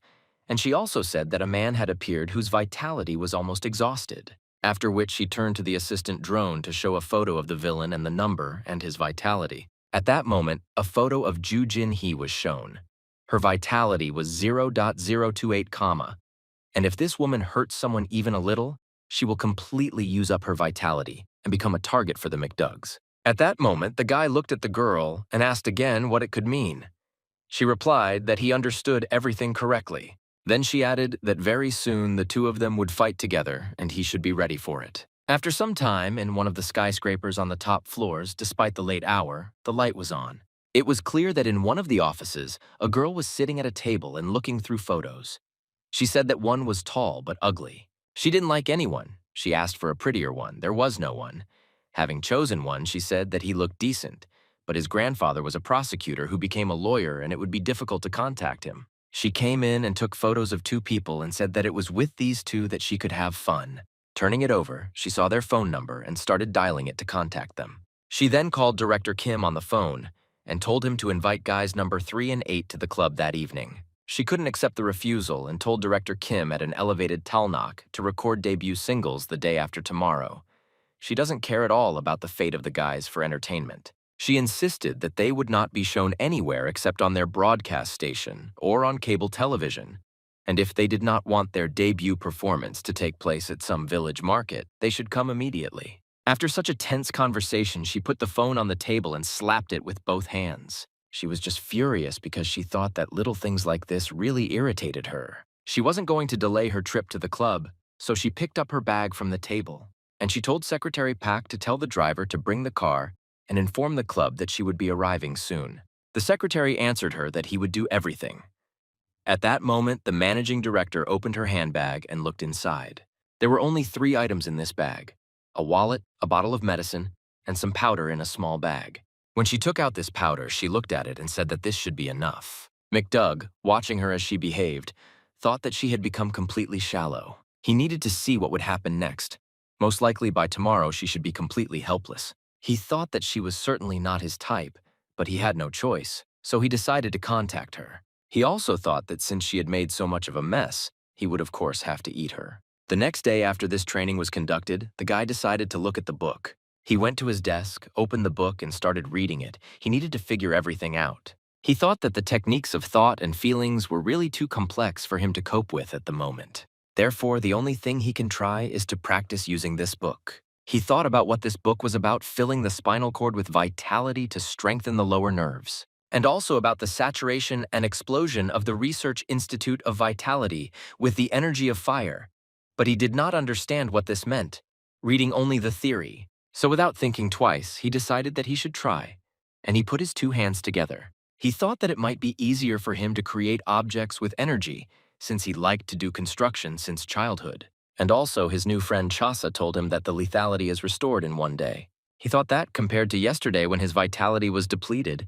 At the moment his body was light as a feather, and he thought that this was all great and he was already in great shape. He could continue training. He went to one curtain and decided that it was time for him to go. He reached out his hand to move this curtain aside. When he did this, he saw that his sister was standing right in front of him. She was holding a cup in her hands. They suddenly looked at each other, not understanding what had happened. The guy was very surprised, and his sister didn't know how to explain it all to him. The first thing she decided to ask him was where he was going in the middle of the night and why he was wearing a suit. The guy replied that he was going to the funeral of his friend's grandfather. The girl was a little confused and didn't understand why he was deceiving her because he had no friends. Her brother began to justify himself by saying that they had only recently become friends. The girl wanted to know what his friend's name was. Then the guy replied, "Damn Sylphie," which was the cat's name, after which he turned around and very quickly began to leave, saying that it was time for him to go, he would be late. She should not wait for him and went to bed. The girl told her brother to convey her condolences to his friend. He quickly went out and slammed the door, and she thought Dame Syl is a cute name. After some time, he was already in place. It was one of the skyscrapers of this city. Dujin and his new friend Chasa were sitting at the table, each of them holding a menu. The girl looked at the guy and told him not to be too nervous. He didn't put the menu down and said that he wasn't nervous at all. Then she told him that because of him, the table was shaking. Then she added that this would not be the first fight with McDougall. It is unclear why he behaves like this. She also added that the goal would come soon. He should calm down. But the guy said that last time he was dragged into a fight without explaining anything. He tried to reassure himself that everything was right, and he had nothing to worry about. While looking at the shawarma, I started to pay attention to what was inside it, namely in the picture. He looked and didn't understand why you were so expensive there in the magazine, because one suit costs the cost of living for 2 months. Unexpectedly for himself, he decided that it was just clothes, and he raised his eyes to see the same. After all, the clothes that were in the magazine were on his companion, but they were very expensive. The guy then asked why Chaz came in different outfits every time they met. He was interested in where she got them from. The girl replied that her secretary from the divine world creates clothes to match current fashion. The guy at that moment thought about the secretary. Is this really the same drone assistant who can create these clothes? The girl said that this is her assistant. Her name is Saran. And then she added that she was very interested in modern fashion and subscribed to several stores. They materialize clothes that they saw with them using a spell and bring them to her. The guy asked again if her clothes were really created with a spell. He thought that, by the way, you were there in the magazine with styles that he really liked. He told the girl that her secretaries had good taste. She laughed and replied that she would tell her. At that moment, the girl answered him that McDoug's victim had arrived, and they should be ready. After which she added that it was the one who greatly exceeded the amount of evil in life. She turned her head and told the guy to look at the entrance to the hotel. Indeed, at that moment the doors suddenly swung open and a shadow was visible approaching to go inside. The girl said that their target is the woman on the right. Her name is Ju Jin Hee. She is 39 years old. She is the managing director of Sonho Mi, a large entertainment and media corporation that emerged after cable television. The guy barely glanced at her and asked again who was nearby. The girl replied that this was her catch for today. She also said that it was on her prey that she committed all that accumulated evil. In fact, she selects aspiring celebrities from her agency and uses success like debut or TV appearance as bait, then plays with them and then throws them away. In fact, she was completely evil, and she committed this evil just when she was getting rid of the victims. She kept them silent by manipulating the media into creating scandalous stories about drug use or passion for gambling and many other things that socially destroyed them. She liked to watch how they give up their lives and bend under her pressure. The guy abruptly closed the magazine he was looking at and then put it on the table in front of him. He remembered the words that if this woman even slightly hurt someone, she would completely use up her vitality and become a target for the McDougs. It was clear that she had lost the protective characteristic of her vitality. His new partner confirmed every word he said. She said that even pure and strong vitality, it loses its light and protective power if a person does evil and does it daily. And the most important thing is that the accumulation of evil at the moment when it exceeds the vital norm. It is at this moment that all these people become victims of the McDougs. I spent hours looking at this woman and saying whether McDoug will come for her or not. Ju Jin Hee will die in room 1205 at 3:15 or 3:30 in the morning anyway. From her lips, it sounded like a sentence. She said that she knew everything absolutely in advance, after which she told the guy that they only had half an hour left and he needed to follow her. She stood up, looked to the side, and added that she didn't feel McDoug's presence yet, so she still had time. At the same time, 2 people entered the building and approached the elevator to go up to the floor. After they entered the elevator, the young man pressed the button for the 24th floor. The elevator door was almost closed, and the 2 of them were supposed to go up to the 24th floor. But suddenly, at that moment, they saw someone's face that asked for forgiveness and stopped the elevator. After which, the guy and the girl entered the elevator together with the 2 who were already there. When they entered this elevator, there was little space because there were two couples in it. The guy who accompanied the manager was wearing a mask and a cap. He was trying to hide his face. The manager in turn looked at the guy who had just entered the elevator. He interested her, and the girl interested her too. When Chasa and Do-jin entered the elevator, the girl asked the guy again if their room was on the 12th floor. At first he didn't understand, but then he replied that yes, it was on the 12th. The manager looked at the girl and said that she was very beautiful and had excellent taste. Does she really have an agency? The girl answered no, after which the manager turned around and handed her her business card and told her not to be afraid. And then she added that she sees that she has potential. If she is interested, she can look into her agency. At that moment, Chasa smiled because she understood everything perfectly well and definitely wasn't going to contact her agency. But she said thank you very much for the offer. And it is unlikely that she will contact her since this man is going to marry her. And I suppose it will be difficult to combine courage with entertainment. The manager looked at her and said that she was very sorry, and that was true because it would have been difficult. At that moment, the guy turned away, blushed a little, and even started coughing. After which, the manager looked at her boyfriend and said that, by the way, he should better take care of his skin and stop smoking. She would soon serve him some royal coffee. The guy was surprised and asked again because this brand recently released an advertisement with a new model. The guy was very surprised. The manager smiled and said that the guy who starred in the commercial was finished with him. After all, he will soon come to an end when the news comes out, and his addiction to gambling. The guy asked again if this was true, and he was a player, but you couldn't tell from him where she found out about this. The manager replied that this was her job. When Do-jin heard this conversation, he understood how she lures her victims. In just a few seconds, they had climbed up to the floor they needed, the 12th. The manager and her companion exited the elevator first and turned toward their room. Chasa and Do-jin also got out of the elevator and turned in the other direction, pretending that they were going there. The guy was curious to know if they stopped McDoug. How would she die at 3:15 or 3:30 in the morning? He was interested in this because she did not look sick or depressed, which could lead to death. The girl replied that they did not know the cause of death. She also stressed that no one knows the future. Even if life expectancy is predetermined, it is not known when exactly it will end. The guy then asked if there might be a major accident in the hotel. The girl replied that no. Then many people would have suffered and the place would already be teeming with reapers waiting for the dead. The guy thought that it was very good that nothing would happen. But he caught himself thinking that if it wasn't an accident, then how could it be? He wanted to know if it was possible that she, the girl, interrupted him and said that it was possible that she had read his thoughts. She then added that since she has many enemies, there is a high probability that one of the victims will come for her soul. The guy asked her again to wait, since right now one of the victims was hiding, waiting for her. He believed that they needed to stop this because in reality, one of them could become a murderer. Sasa stopped after his words, then she turned around and looked at him. Then she told him that at that moment he had to make his choice. The guy didn't understand what kind of choice it was. Then she explained to him that if the manager was to die at the hands of the killer and he decided to save her, then he would have to fight McDoug, who would definitely come for her soul. Well, if he decides not to interfere, then they will take the soul before McDoug, who won't have time to come. He had to make a choice at that moment, and she told him about it. The guy stopped. He listened carefully to every word she said. He really needed to make a choice. The girl said that in the first case, he would have to prevent the murder and take the soul, or prevent it and fight with McDoug. Now he had a task to stop the murder and fight McDoug or stay away and take the soul. Chasa looked him in the eyes again and said that he should make his choice and she would follow his choice. The girl turned around sharply and came closer to him.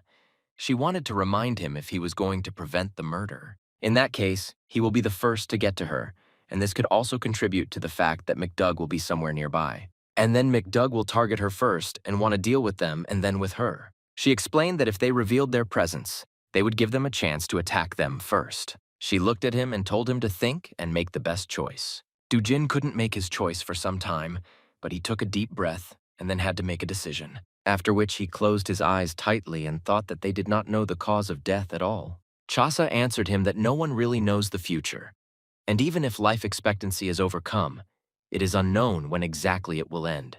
At that moment, he opened his eyes because he had already made a decision for himself.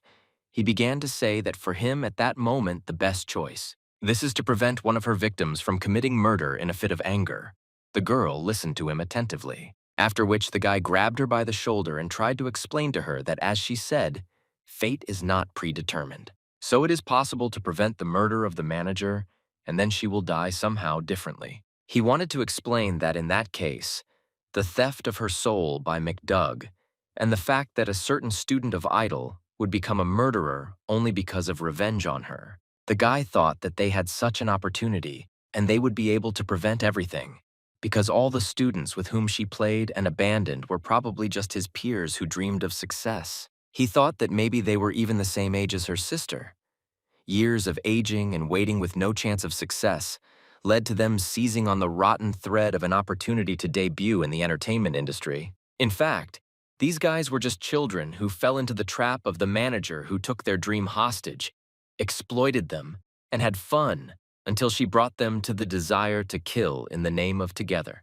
The guy said that if no one commits a murder that evening, he will be able to return to his previous life. He held her very tightly by the shoulders in this way, trying to convince her of his words. He told her that he would try to prevent either the theft of the manager's soul or her murder. And most importantly, he was ready to prevent the victims from committing a sin, and he asked her to help him. All this time, she listened to him very attentively, did not say a word, but she was ready for such a turn of events. After he finished his speech, she told him okay, she will help him if it is his choice, and she will follow his will. Immediately after they agreed, they turned around and walked along the long corridor. As they walked, he thought that he probably got carried away when he grabbed her by the shoulders. I wonder if she was offended or surprised by this. He thought all this time, and then decided that although she was the first to touch him, and most likely, she could have thought that he touched her shoulders with impure intentions, and you can't say that they really weren't there. At the moment, this thought alone was driving him crazy. He didn't know what to do next, so he even blushed. But he wasn't ashamed. The girl looked and saw that he was in such a state and asked him if he was really so worried about that student, which means he was such a kind and caring person. The guy first asked again what she meant, and then said that of course, he was thinking about him, and not about impure intentions, shoulders, and touching. When she heard about it, she didn't understand and asked again about what shoulders he was talking about. The guy was covered in bot and told her to just forget about it. Then he asked her again. She can't read minds. The girl thought about it and replied that she should try. The guy said that he was asking not to do it. Wondering a little more, the girl said that the kindness of his heart is an important advantage in the battles against McDoogie, and human vitality is a force in the fight against monsters. She added that vitality is weaker and decreases from bad deeds, but from good ones, on the contrary, it gets stronger, and told the guy to therefore remain kind. This will make him stronger. He listened to her and became a little nervous, even swallowing the saliva that had gathered in his mouth. He caught himself thinking that most likely she had not read his mind, and that her words to remain kind meant it sounded like a warning that he should get rid of bad thoughts. Walking along the long corridor, they returned to the very place where they exited the elevator. At that moment, Chasa said that she still did not feel McDoug's presence. She was worried that they were too late. She also said that by the way that wolf created a barrier, the guy realized that it looks like they all do that. The McDougs hide in the shadows and remain in human form while they are in this world. But when they bare their fangs and begin to hunt, they create a barrier. Chasa added that they do this by dragging their prey along with them to hunt. The territory behind the McDoug barrier goes beyond the time and space of their world. She continued to tell that time freezes there, so even if he stays for a long time in reality, only a moment will pass. When the barrier disappears, everything that was destroyed is restored. So in reality, there is no trace of the McDoug hunt, however. When the barrier is installed, it creates a magnetic wave. Because of what you can hide and continue this moment as they did, their conversation was interrupted by a very loud scream. At that moment, they saw a guy running down a long corridor screaming murderer and madman. It was the same guy who entered the hotel with the manager. He was behaving inappropriately. At that moment, without losing her head, she sent Lazarus in his direction so that you could stop him. This guy actually stopped. It seemed like he just froze for a moment. Chasa was able to do all this in one moment. It turned out that she had foreseen all this in advance. After which, she told her assistant Saran to erase and remake his memories, and then send him home. Assistant drone who appeared at that moment answered her mistress that she would do everything, after which this drone flew up to the guy, did its job, and the guy started talking about how it was time for him to go home. He had to go home. The girl turned her head and looked at Dojin and said that it looked like a student had lurked there and attacked the manager and they needed to hurry before he made more noise. Dojin looked at her. He didn't understand how she could foresee and know everything in advance, but he had no choice but to listen to her and go to the room where the manager was. He came closer, took hold of the door handle, and abruptly pulled it down in order to open the door, but the door was locked. At that moment, he thought that most likely he had no choice, and his plan had not really worked. He decided not to give up. He thought he needed to create a fire axe and break down this door. The guy stretched his hands forward, ready to create a fire axe like last time in order to break down the door, but Chasa helped him with this. She held out her hand and they felt the heat. She directed this fire right where the door handle was. The very next minute, the fire engulfed the area of the door where the lock was located. The girl said she would open this door. He must be careful, the burnt part is still hot. After she opened the door, he was the first to step into the very room where the manager was located. He entered this room shouting loudly that it was the cleaning of the room. At that moment, he heard someone screaming, "Die!" And he also heard the manager screaming, "Help!" Entering the room, he saw a picture of the manager lying on a huge bed and a guy in a hood strangling her. Dojin thought that he knew it.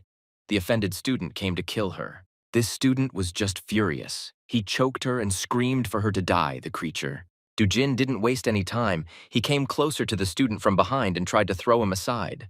Dojin told this guy to stay with us? Does he really want to ruin his whole life? The guy asked again who he was. Then he broke free, screaming for him to let him go, or he would kill him too. This student kept screaming no matter what. Is he not letting go and wanting to die too? He tried with all his might to break free and scream for them to let him go, but it seemed that no one could hear him. Dojin told him again to stop struggling, and did he really want to ruin his life? This guy explained that he doesn't know anything because of this woman. His life is already over. The manager was sitting on the bed trying to cough after being choked. She said that this guy was just crazy.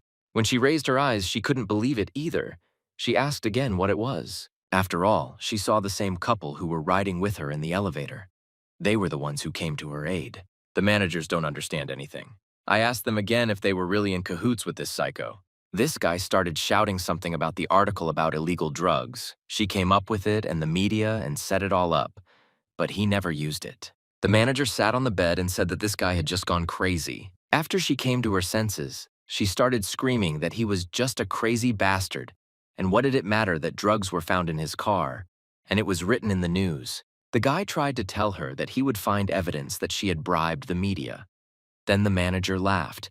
Would he really find evidence, and what could someone like him do? She thought that no one would believe her in his words. Dojin could not restrain himself and shouted at her to stop and not provoke this man anymore. The manager said it was funny that she took care of a talentless man who couldn't even stand out. At that moment, the guy couldn't hold back and again tried to attack her by force. He shouted at her that he would kill her. Dojin calmed him down. He said that there is no need to be angry anymore. This man's life is already over. This woman's life will end today anyway. When he said this, there was a minute of silence in the room. The manager couldn't even imagine such a thing. This guy turned around and looked at Dojin and asked him what he meant. But the manager didn't understand what he was talking about and thought he was crazy too. The guy who attacked tried to break free, clenched his fists, trying to strike. But Chasa stopped him. It seemed like at that moment the guy looked at the manager and thought that he really shouldn't do this. He calmed down and was able to adequately perceive this situation, so they let him go. But I manage and continue to sit on the bed. I don't understand what all this could mean and why he says that. It seemed like her face changed. She didn't understand what kind of guy he was and why he suddenly said that.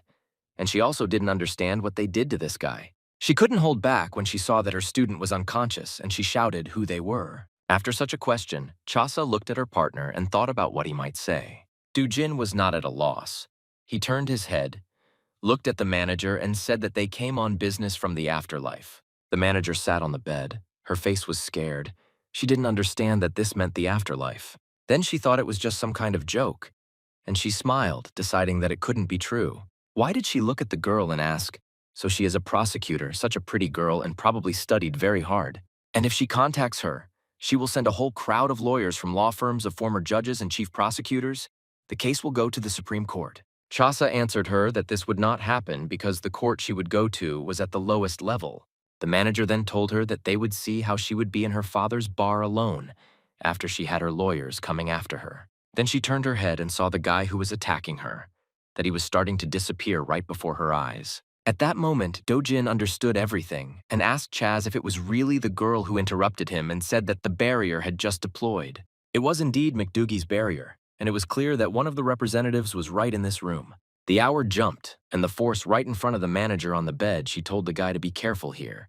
And then she ordered him to put a shield in front of her so big that it could cover 3. She added that there was a thirst for murder outside the balcony window, and that everything had started as she had expected. After which the girl took out her tablet and tore off the top sheet of paper from her notebook. After which she showed this sheet to the manager so that she could read everything carefully. Then she said that the manager is Tanya wants the McDougs to take her soul, so she must behave quietly. The girl told the manager that she would send her safely to hell. Dojin worked to create a huge shield. The manager lost consciousness, and at that moment Chasa picked her up in order to move her so that she would be protected. Dojin told Chasa that Sidon had placed a bet, and all 3 of them were behind this huge bill. The very next moment, they heard a sound coming from the other side of this bill. The guy decided to raise his head and see what happened there, because there was no one in the room yet. When he looked, he saw an unusual knife that pierced the shield he had created. At that moment, Chasa told him not to stick his head out of the counting area. Then she added that this was just the beginning, and they still had to enter the battle. After which, they heard a loud bang and the glass in the room began to crack. The impact was so strong that these windows shattered into small pieces from the shockwave. It was a really strong blow that was directed towards them. The guy thought if he hadn't put up the shield beforehand, his eye would have been torn to pieces in an instant. And the most important thing is that not one but many knives flew in the X direction. One of these knives pierced the shield and flew out, cutting him on one of the shoulders. The guy felt pain but didn't scream. He only got a very strong toothache from this pain. After which he pestered Chaz and asked if he was entitled to accident insurance and if life insurance was provided for in this job. He asked her to take care of his younger sister. Chasa said that all this is stated in the employment contract. He should not worry. After which she raised one of her hands and began to concentrate her forces. She used her ability to understand who is in front of her mirror exposing demons. These were movements that were faster than a swallow and fast-moving blades that were 10 chans long. At that moment, she looked at the whole situation and said that everyone should intercept. The blades continued to move towards the protective account, but the bullet she placed intercepted them. It seemed that everything changed in one moment, and these clicks disappeared into thin air. Dojin felt that everything was over. He was very surprised. At that moment, they heard 2 people entering the room.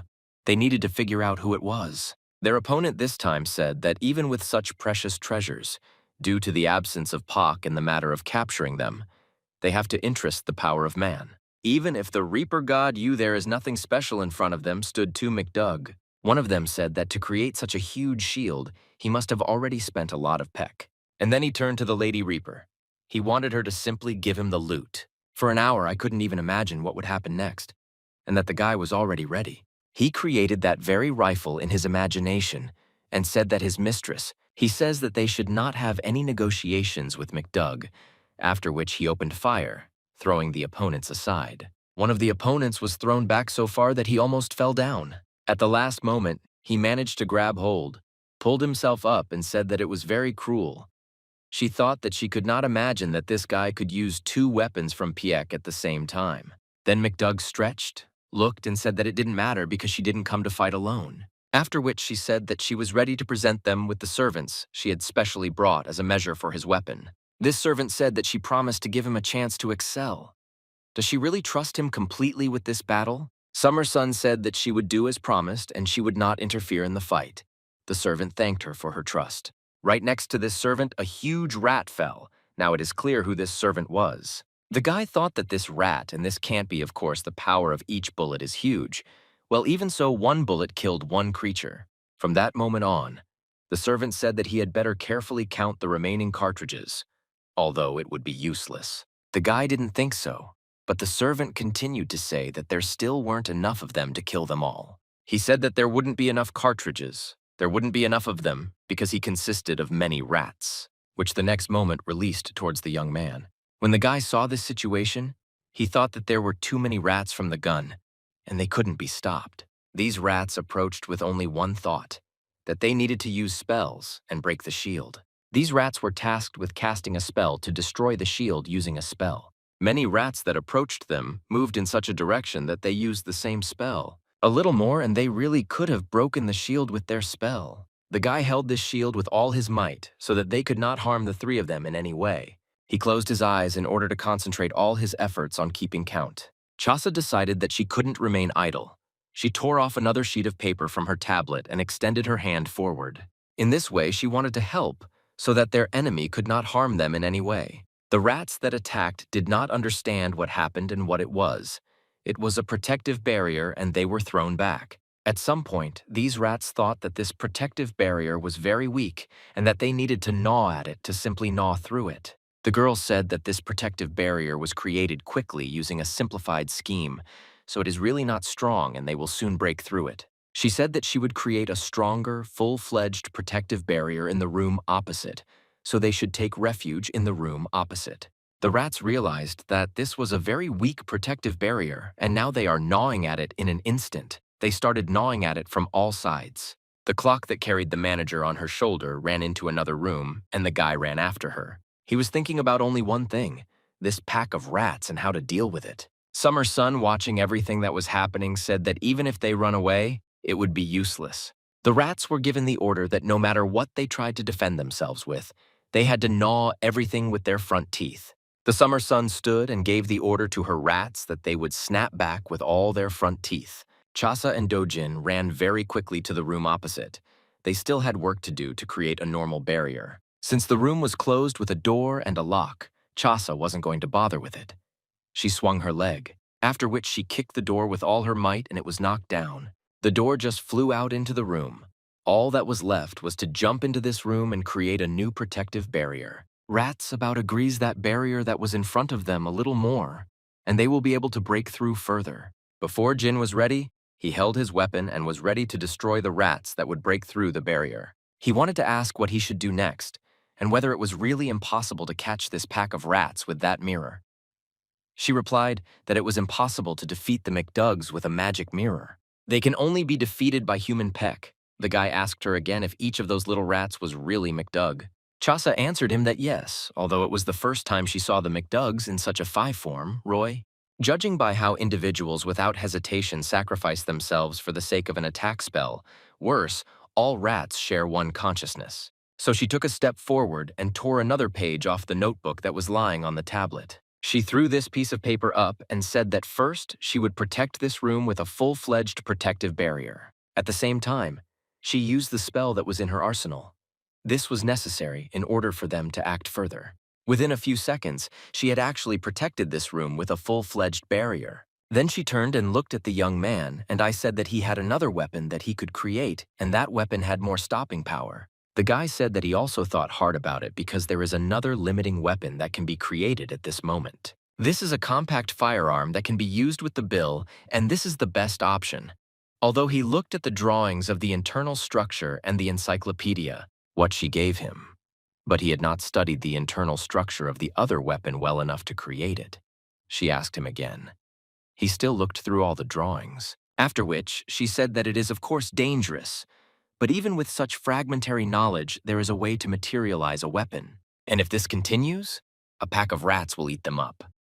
The guy understood this clearly and understood that he needed to do something, after which the girl suggested that he then sit down on the bed where the manager was lying. The rats watched through the barrier what was happening in the room and were ready to gnaw the barrier to get inside. After all, in fact, they were given the order to continue gnawing and to gnaw through this barrier too.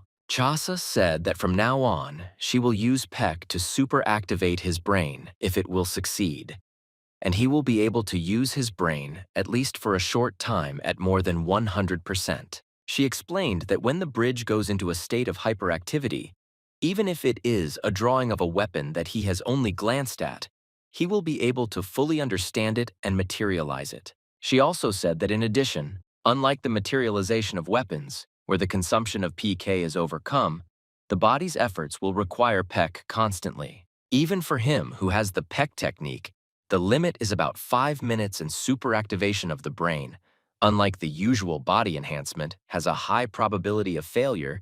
It could not guarantee success. The guy asked her again that even as a lie, she would not say that everything would definitely work out.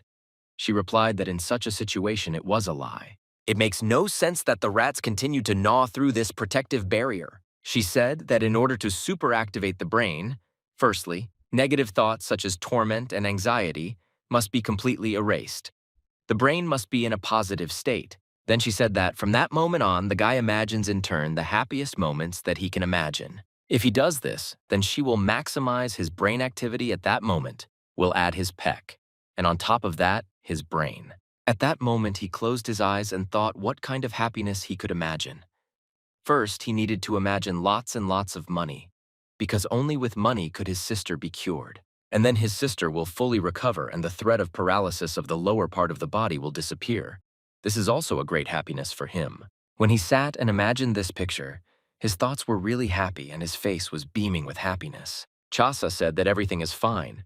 The imagination is filled with only pure happiness without suffering, and the level of awakening is gradually growing. She also told him to continue to imagine happy moments, and the guy thought about how he wanted to create an ordinary happy family. He imagined how he would return from work and his wife would cook him dinner and meet him at the door. When he enters the room, she will ask if he has come. This is the happy life of the newlyweds, full of joy, just for the two of them. At that moment, Chasa said that the level of awakening was growing sharply. This was excellent because the level of awakening was rapidly increasing. He also thought that in his family there would be two. It must be a son and a daughter. He imagined how the two of them would decide to get them pets for the emotional development and socialization of the children. Most likely one dog and one cat. Chasa was surprised because his level was constantly increasing, and she couldn't even imagine. She thought that it was not a man who could have his brain awakening level jump so quickly. But the guy in front of her sat with his eyes closed and imagined a happy life in his thoughts. This is how he was going to create his happy family where his two children had already grown up. At this point, the girl said that it was very good and she was ready to transfer the brain to a state of super awakening. It should just keep concentrating and raise the level together. At that moment, he suddenly opened his eyes and looked at Chaz, who was standing right in front of him. The only thought he had at that moment was that it was his wife standing in front of him, and she was telling him, "Darling." He continued to imagine how she hugs him alone. He asks her about the children. She says that they have already fallen asleep. At this point, she turns to him and says that she has a conversation. Then she tells him that she wants a third child, and they begin to hug him even tighter. The very next moment, she takes off all her things and throws them aside. At that moment, he thought for the third time it was some kind of surprise for him, and he still didn't know how to react. But most likely, he was still happy that another third baby would be born in his family. It was hot summer, and she stood watching these creatures gnaw, and with all their might, the protective barrier, and it still held.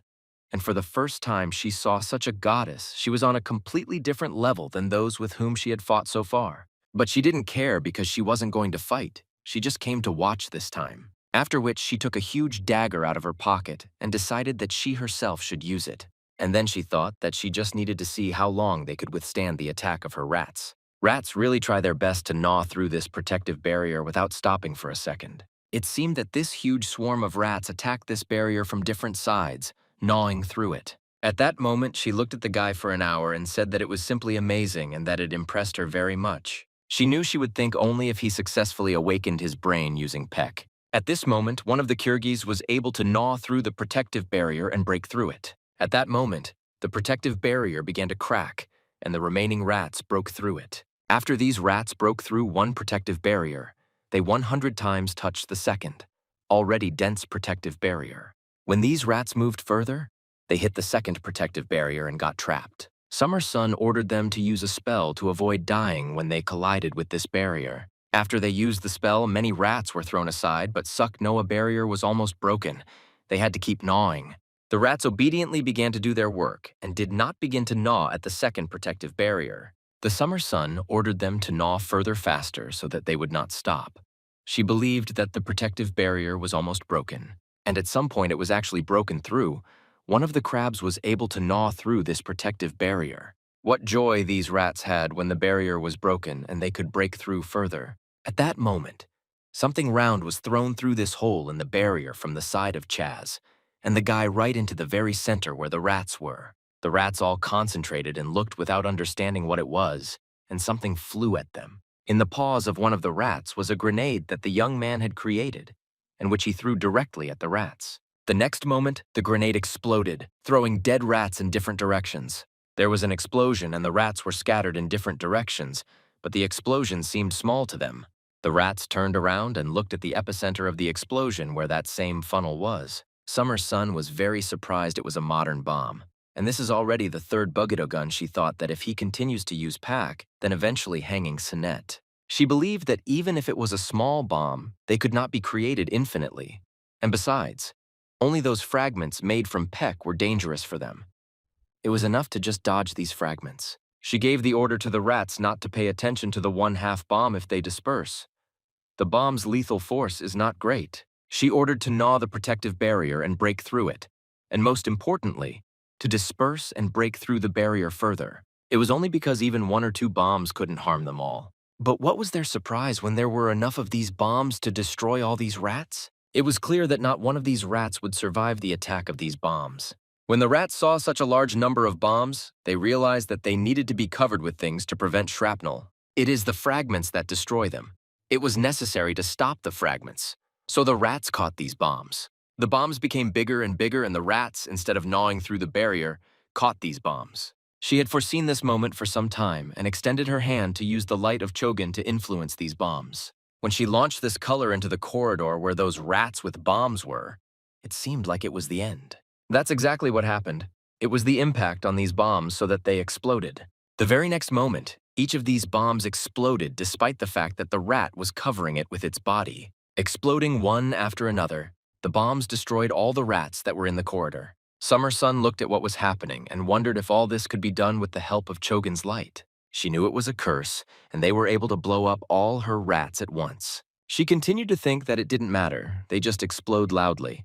If, as is currently the case, you cover these bombs with your own affairs, then the fragments are blocked and the damage will be insignificant. Summer's son gave the order to her rats that now that she knows how to deal with this, she is no longer afraid, because she has as many rats as she wants. The guy at this point continued to make one bomb after another in order to destroy the rats. Summer's son thought at that moment that his pack should have already ended, and he only had one bomb left. So she ordered that 4 or 5 rats again covered this bomb with their deeds. Immediately after this, the Kyrgyz covered the area with business and blocked the fragments. If the fragments are stopped, the damage will be minimal. That is why I gave and will give such an order for several rats to block this bomb. Well, this time something went wrong. After there was an explosion, no one understood what it was. A fire appeared. It was white, and this fire was made of smoke. This flame was in the form of smoke. And the most terrible thing for rats is that this fire is not gas, and it was not extinguished by Moy's flame from smoke, and also this fire stuck to the body and did not come off. Summer's son was very surprised because she had never seen anything like this before. In front of her was not extinguished. Moy was beating flame in the form of smoke. Even among spells there was no such technique. She thought that this guy, to some extent, he can command steel and fire. She thought that at least they had agreed not to interfere with her. Even if he lost, it was unclear what to do. So she decided that it seemed she didn't have much time left to think. At that moment, Chasa said that a very acrid smoke was spreading and the guy should prepare his last weapon. She also added that he had no pack left, and now he has to distribute it very carefully. At that moment, he understood every word she said. He really had to make his last weapon to win. He concentrated on making this weapon because a lot depended on it. The rats, when they woke up from the last explosion, were furious because they couldn't do anything. Therefore, the rats were given the order that those who suffered the least should cut out the flesh along with the white calves and huddle together. And those who are seriously injured need to be covered with their bellies. Those who were not injured by the fire needed to have their own affairs. The rats need to block this white smoke, because they thought that this guy's peck should also be almost at the end of his life, and he won't be able to do anything to them. The rats had to hold out until the smoke cleared completely, and then they decided to tear him to pieces from the front and back. Well, when they were thrown together in one heap, they didn't understand what was happening to them next, and what it was that a protective barrier formed above them. That same spatial protective barrier. And it was from the protective barrier that locked them in one pile that they thought of only one thing, that they needed to get out. Chasa said that she doubted it, but they really do get all lumped together. An ordinary pack driven only by the instinct of survival would simply run away. But if they have pride that does not allow them to retreat in the face of danger, and the only awareness capable of sacrificing individuals for the sake of a goal, then they can make such a decision. That is, they themselves fell into a trap. It is clear that they were locked in local protective information. They believed that his POC should be completely exhausted to create accounts, and then a lot of bombs, and this silent flame. One of the rats that was driven into this protective barrier began to scream that now it was gnawing it along with the bones with its remaining strength. The rats thought that it would be enough for them to gnaw through such a tiny barrier, and the guy didn't answer for 3 seconds. That 3 seconds was too long. He came up with another weapon that was supposed to destroy them, and he said that 1 second was enough for him. What happened next? None of these rats could even imagine. They were burned alive. Chasa said that everything is worse, so she turns off the brain overactivation mode. The girl approached him and extended her hand, turned off the activation of the brain. He returned to his normal state. Maintaining the brain's overactivation took almost all of his peck, and he had to use the rest wisely. The guy thought that he himself felt that there was almost no rack left. Too much was spent on maintaining his overactivation mode. That's why he was able to materialize only 2 liters of fuel, and this is enough for about 2 seconds of spraying.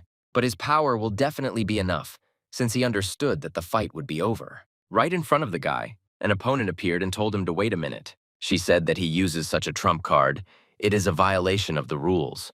The guy thought that this creature interfered after all. She held a dagger in her hand while saying that she actually had no intention of interfering in the fight.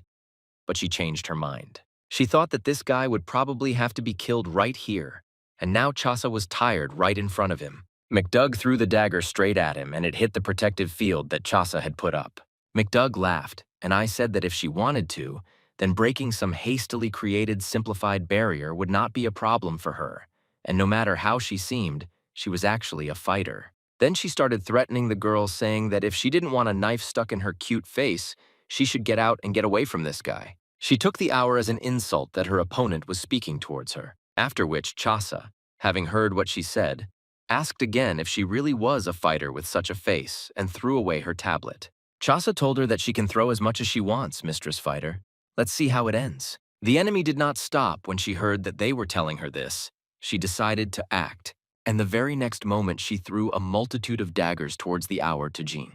An hour, with the help of his speed and mine, in one moment salted all the daggers that were thrown in her direction. And also Anapaw collected a dagger that flew straight at the guy and almost hit him in the face. McDoug thought that she had given up on it quite seriously, and would never have thought that it would be possible to catch them all. She wanted to know only one thing: what kind of girl this was and who she was anyway. That's why McDoug said that the gods are so desperate to protect their partners that you can't tell who's the knight and who's the princess. After all, she could have allowed at least 1 or 2 knives to be stuck into his body. Chasa replied that in their field there is always a shortage of personnel, so each person is a huge asset. McDoug lowered her hand, grabbed a few kilos by the tails, and said that in fact they too are terribly short of workers. Then she turned around and added that even if it was just useless, the guys were very valuable to them, which is why they were retreating for today. The rats turned to the Lady Summer Suns. Is this really the end? They can still fight? Summer Sun told them to shut up, idiots, because they are definitely finished, and what can they do? Pathetic remains? The rats were really hanging in her hand, and there was nothing to say because at any moment they could be destroyed. Summer Sun at that moment heard the voice of the manager, who said that I had a severe headache. Then the manager stood up and headed into the corridor.